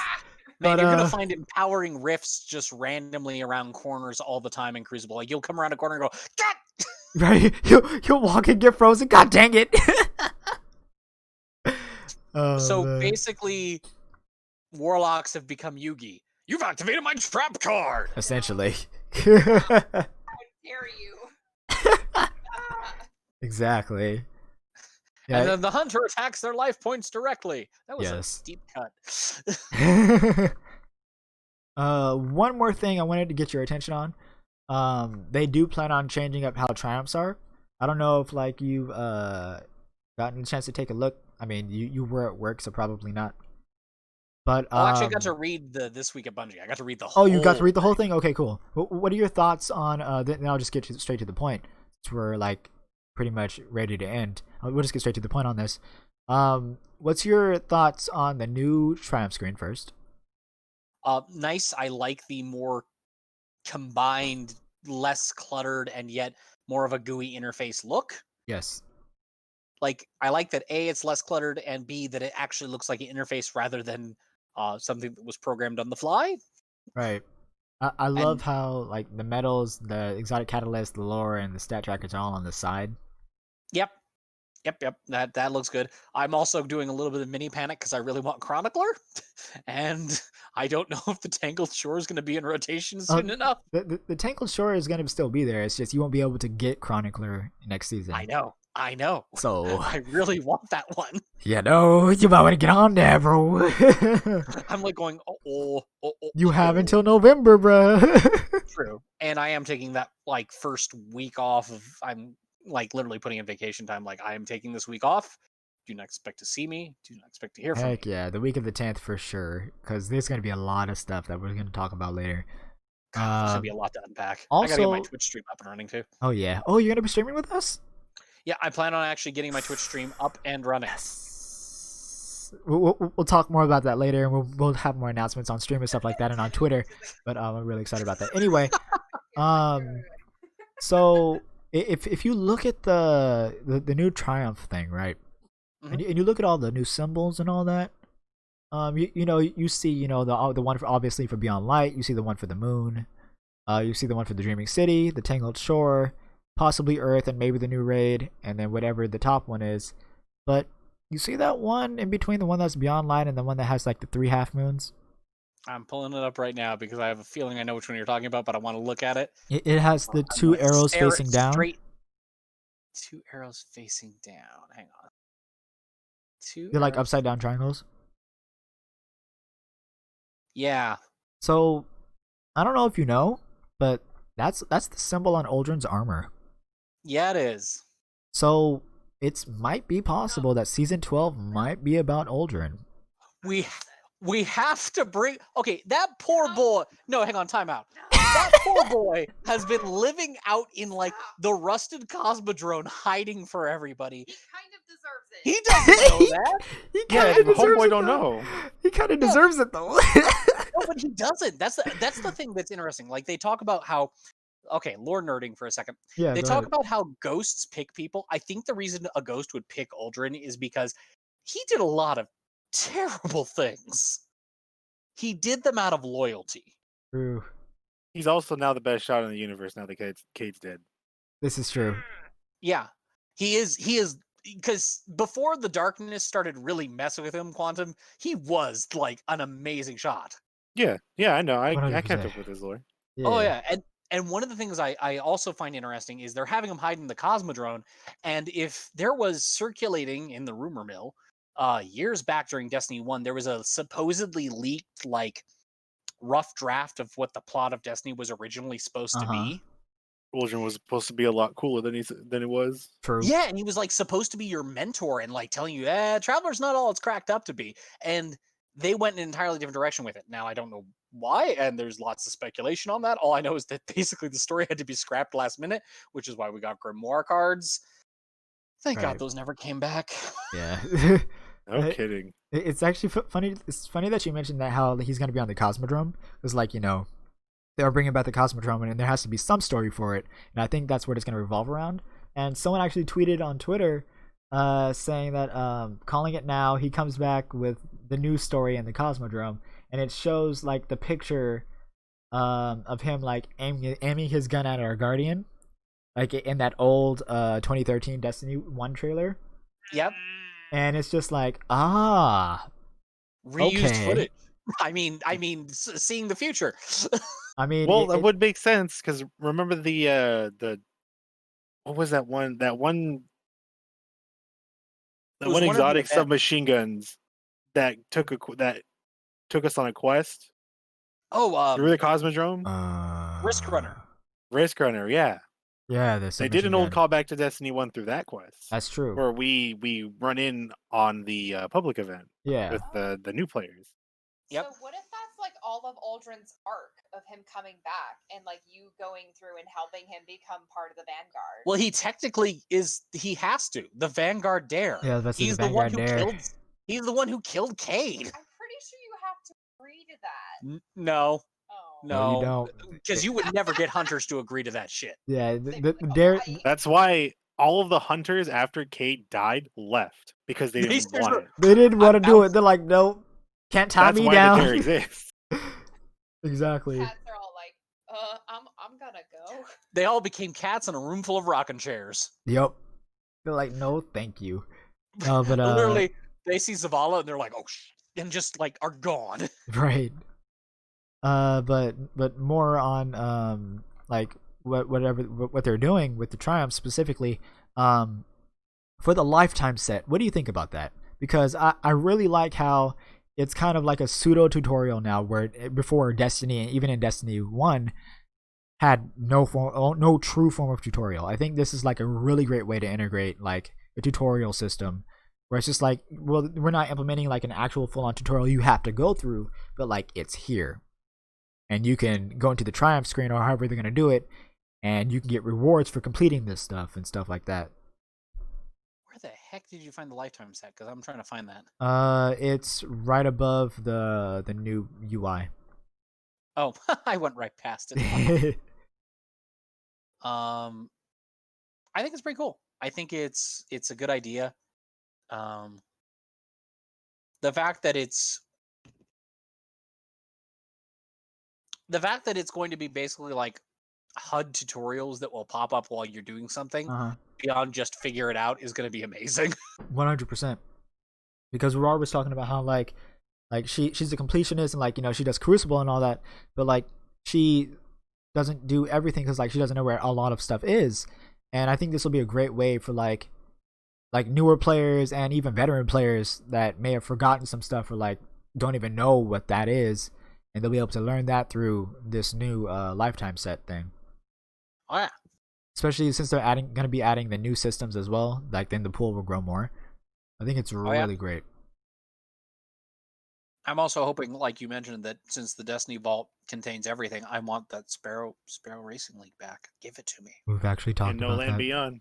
Yeah, me and Neil actually talked about that, and because the Destiny Content Vault involves both Destiny 1 and Destiny 2 stuff,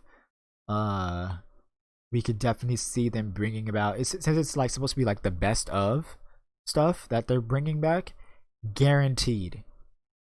If not, I'd be really surprised, but guaranteed they're bringing back SRL in some shape or form. I was always hoping they would do SRL in like a rotating league format. Please let me fight people while on Sparrow. Sparrow. That would be Please let me funny. feel like a badass. Okay, hang on. As cool as that be, that's another level of programming other than just let's bring something back. Listen, they've done it before. They can just do it again. So you're saying, I think the easiest way we could see that happening is if they made sparrows like pikes. Right. Sure. Like if you added weapons to them.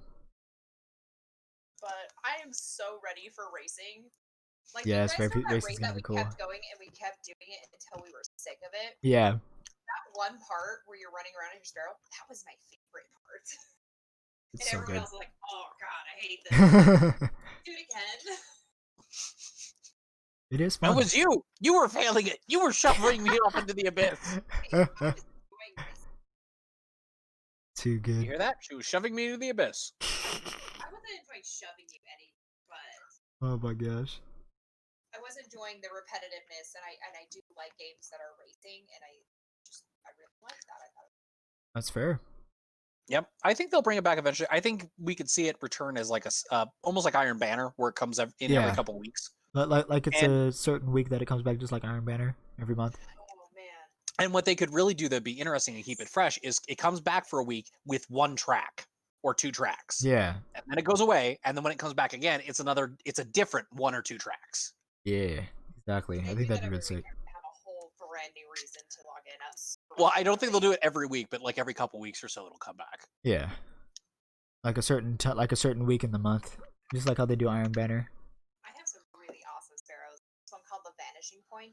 If y'all ever look it up, it's in my opinion the prettiest sparrow out there. It's the one with the big Hands down. energy wings that come off of it. It's amazing, and I It's got so it good. like probably within the first couple months that I started playing, and it's still my favorite. Oh yeah. Oh yeah, Alright. there's some awesome ones out there. Anyways, True. One last thing we will touch on before I do my outro. They mentioned that all lore, up through Season of Arrivals will be available to all players. The game will still show how many of the pages you earned, but everyone will be able to read everything now. So if you want to see X out of X pages earned, go earn any missing lore pages before the end of the season as well. New lore will be unlocked through triumphs going forward and eventually made available to everyone when they become legacy triumphs. What do you think about that? Because I think that's amazing. okay, so I like it for a couple reasons. One, it actually plays into the world narrative because now you have those bookish warlocks who are lore crazy people, and the Titans who also love their lore. True. Not war, lore. They Quantum. do. I'm They looking do at like you. war. I And- can't read. I can't read. What you mean? But it almost feels like at the end of the season, it's like the warlocks and everyone who has retrieved all that lore come back to the tower and go, "Okay, I let's have compile books." a report for everybody." Yeah. Better be a picture book. Right. There better be pictures in that mug. Book? Because also, why is there a romantic novel cover on the one you're giving the hunters? Trust us, it's the only way they'll pick it up. Like they're like, "Oh, it's a romantic. Oh, I got tricked again." Oh, that's too good. But yeah, I just think it's great how because like just like Rar said, how she doesn't have all the lore pages and everything because like you have to go and do all these activities, but like you don't even know how to like either get them or do them or where to find them. But what's good about it is like not only will they show like the covers of them so you know which one they are, but like you'll be able to just go and read it whenever you want. Like specifically for the one with like that involves Feltwinter. Like not a lot of people know unless they've collected all the lore tabs and for it and everything, or like all the actually went through and read it, that he was a Siddhartha golem and essentially is the son of Rasputin. And Rasputin was the one that trapped all the Iron Lords inside that bunker in order to get them all killed using Siva. So like it's at that as an example, like it's really good that like even if you didn't go get it, and once Beyond Light hits, you're able to go and read everything. Also, for those of you who didn't know, spoilers. Sorry for the post spoilers. Spoilers. Yes. But no, actually, it's super. Like that lore is super important. I feel like to what's going on. It's like 100%. Yeah, it's like so Rasputin did this and then had a very human moment of going, "Oh God, what have I done?" Yeah, exactly. Hence why there's a flippin' memorial he built to it, and he very like kept it a secret from like we in just one lore book we get a whole thing of Rasputin being jealous and being secretive and being vengeful and being mournful and then being ashamed. Exactly. And it's like that kind of character building. Holy cow! Yep. Also, a very good quest line. That was like the one thing I did that season was that quest line because it was so good. It was literally the best thing about that season. Well, that and the exploding seraph balls of doom. Except I'm not quite good with those. I Like I know there's a way to do it. I'm not good at it. feel that. Anyway, But yeah, like I just think it's really great because and speaking and touching on that, where I mentioned that like we should do like story time things where like since all the lore is gonna be available, including the Mara Senna and the Truth to Power, um we should have like at least a day dedicated to like just going through and reading some of the lore and then talking about the lore. Because one thing I plan on doing this Tuesday coming is since we're gonna get the last lore page for the interference mission and like we're probably gonna have something special and crazy happen on that day or that week. I wanted to go through like after I collect that final lore page, I wanted to go through and just read from start to finish that one Darkness lore book that we've been collecting. I think that'd be a lot of fun, and like if there's because they mentioned that at this point like completed lore books will be released, and I'd like to start from the beginning. Yeah. Because there are some people here who have no idea, like me. I haven't attention to everything. I haven't done everything. I haven't played Destiny 1.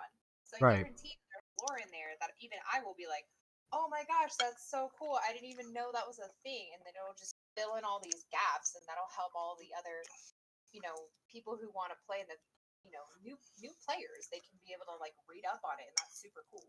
Like, fun fact, 100%. the Vex don't teleport. Right. They step through time. Exactly. It's not that they teleported. They chose a different timeline. Exactly. Like you wouldn't even know that unless you read some of the lore. Yeah, because we're all like teleporting jerks, and it's like, no, they're not really teleporting. They're just blinking through time. I can't wait to go through the Vault of Glass because there's a lot of juicy lore in there too. Oh, fam. All the lore in the Cosmodrome that we're going to get, all the lore in the Vault of Glass that we're going to get, fam. I'm still trying to figure out how they're not bringing back Venus with the Vault of Glass. For all we know, they might. They actually might. I would. Well, if they're taking out raids because of the locations going away, I assume that they're going to put in locations because the raid's coming back. Yeah, it'd be so good to get the Ishtar Collective back. Some of the missions in Ishtar Collective were really fun.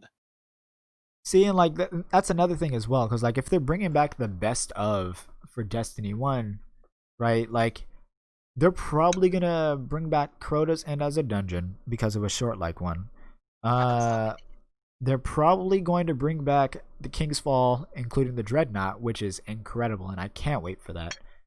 And then they're probably going to redo, they're probably going to bring back Wrath of the Machine and open up more of the Cosmodrome into the Plague Lands, which I think would be sick. Unless the Plague Lands are already available when we get the Cosmodrome on in Beyond Light. Plague Lands. We're going back to World of Warcraft, boys. No. Yeah, like, okay, let's put it this way. The Siva Plague Lands are a scary place. They were a little bit terrifying when you first got in there. What was really terrifying is you'd be like, I almost got this fallen. Why is he regenerating? What's going on? Stop doing that. Right. Hey, it's my good red friend Randall. Oh, no. Oh, yeah. Randall the Perfected. Not Frendel the Perfected. Right. But yeah, like, and me and Quantum were talking about this as well. Like, we hope that they bring back Randall in some way now that we're going back to the Cosmodrome. Yep. I think it's going to be good. I'm a little scared of in the first Cosmodrome area, if you remember in Destiny 1, underneath, like, one of the very first buildings you could go into was a sewer system. Oh, and in that sewer system... That night... No, remember, they started as terrible knights, and then during Crota's End update, they turned into the voices of Omnigul. Oh, that's right. And they were the worst. True. So, like, and we know we're getting that strike. We're getting the strike with Omnigul. It's gonna be crazy, cause if we look at the Cosmodrome, there's a lot of secrets in the Cosmodrome. Like, there was a lot of hidden areas, a lot of hidden places. Like, there is going to be so much content in that one area, and the Cosmodrome is huge. So there's going to be so much stuff to do, I feel like. There's going to be a lot of stuff to find. Probably even like more fragments and eye specs. Crazy. Yeah. And I think that's why a lot of Destiny 1 felt so weird to people, is because the Cosmodrome had all these secrets and hidey holes and hidden information, and the minute you got off Earth, it was like you rapid fired to Mars. Yeah, like there wasn't a lot of secret places on Mars. There were a few, and then the moon had a lot as well, but like not as much But- as you would think. Well, and not really until after they introduced Crota's End. True. Very and then true. suddenly there were all these hidden chambers. Although I still remember the old Fogoth fight. Oh yeah, Fogoth. Everyone who tried to get Thorn. Oh yeah, Fogoth. I mean, we experienced that now. Oh god. Fogoth. Anyway. And now you can fight him as a nightmare hunt, which I'm pretty sure none of us are like, hey, he's already a nightmare. I don't need to face him. Right, we wouldn't want to face him again. We fought him once again already. We don't want to do it again. When he first came out, me and my friend were just like revolting. And our friend from who like was just started on Destiny 2 on PC, he's like, I don't get it. Why are you guys so mad about this? Like, you don't understand yet. Like, you don't know the pain that we went through. Because the worst part is it was not just, oh, it's a Fogoth fight. It's Fogoth plus add extra wizards, and he's shielded. And he's much higher light level than he was. Because you're trying to complete Thorn. Yep. And the part I hated was that if you were doing random strikes, sometimes somebody had Thorn on them. Oh. Or the uncompleted Thorn on them. Yep. And for a little bit, it would drag you into the special version. Yep. Oh. I think they patched that too. They eventually went, oop, that wasn't supposed to happen. Right. But yeah, that was definitely nightmarish. But yeah, that is it for us for now. I will bring on a few people probably on the 9th, since Tuesday is going to be pretty huge for Destiny, because might have a secret mission for they might have a special mission for like the interference mission. We're going to have the lore stuff. We're going to have the next part for the Exodus quest. We're probably going to end up getting Travelers Chosen. There's a lot happening next week, specifically on Tuesday. So probably next Wednesday, instead of Valorant, we're going to be doing we're going to be interviewing or talking with and discussing with our clanmate Adam or Nikia Chop, Mercy, and everyone knows Neagle9 or Neil. And we're going to be talking about the Hunter and going over a few stuff like that. It probably won't be a long stream, but like depending on how much we talk about, then it could probably go on, which is completely fine. But yeah, so if you want to know more about Stasis, you can click on, if you go to the Bungie website and go to the Stasis Hub page, you can read up on everything that we talked about. You can read on the different kinds of grenades, like the Stasis Field, the Freeze Grenade, or just straight up, Stasis Field, Freezing, and Shattering. They have the Warlock. You click on the little plus symbol, you see cool animation. And then they have the one for the Titan, where you can see the cool animation and see the screenshots for that. And on the 8th, they will reveal the Hunter. But we won't talk about the Hunter until the 9th. So yeah, I love you all very much. Thank you once again to TriumphChairs.com and AeroxIndustries.com for sponsoring. You want to check them out and get their cool and awesome and well-made stuff. Use code OTEN for 10% off anything in those stores.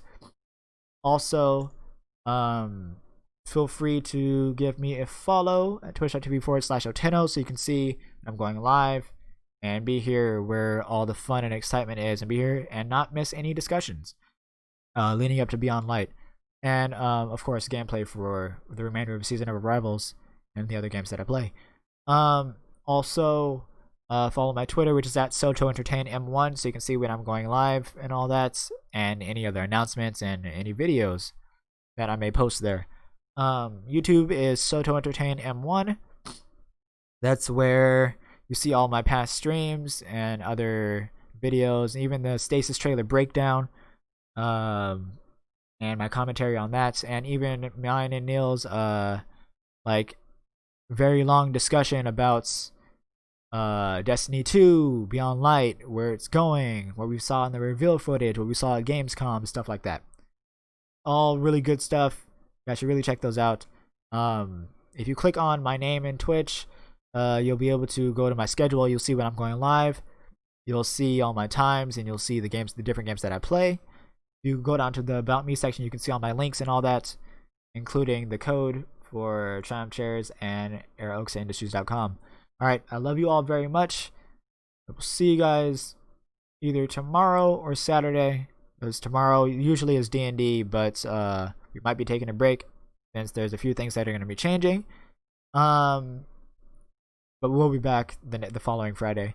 But Saturday we're going to be continuing our raiding with the clan. So basically some of the people that I brought on today, and we're going to be finishing, well, actually trying to complete Spire of Stars.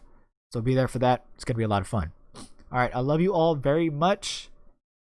Thank you so much for watching as always. Stay awesome. And we will see you wonderful people next time. All right. Goodbye. Bye. All right. Peace.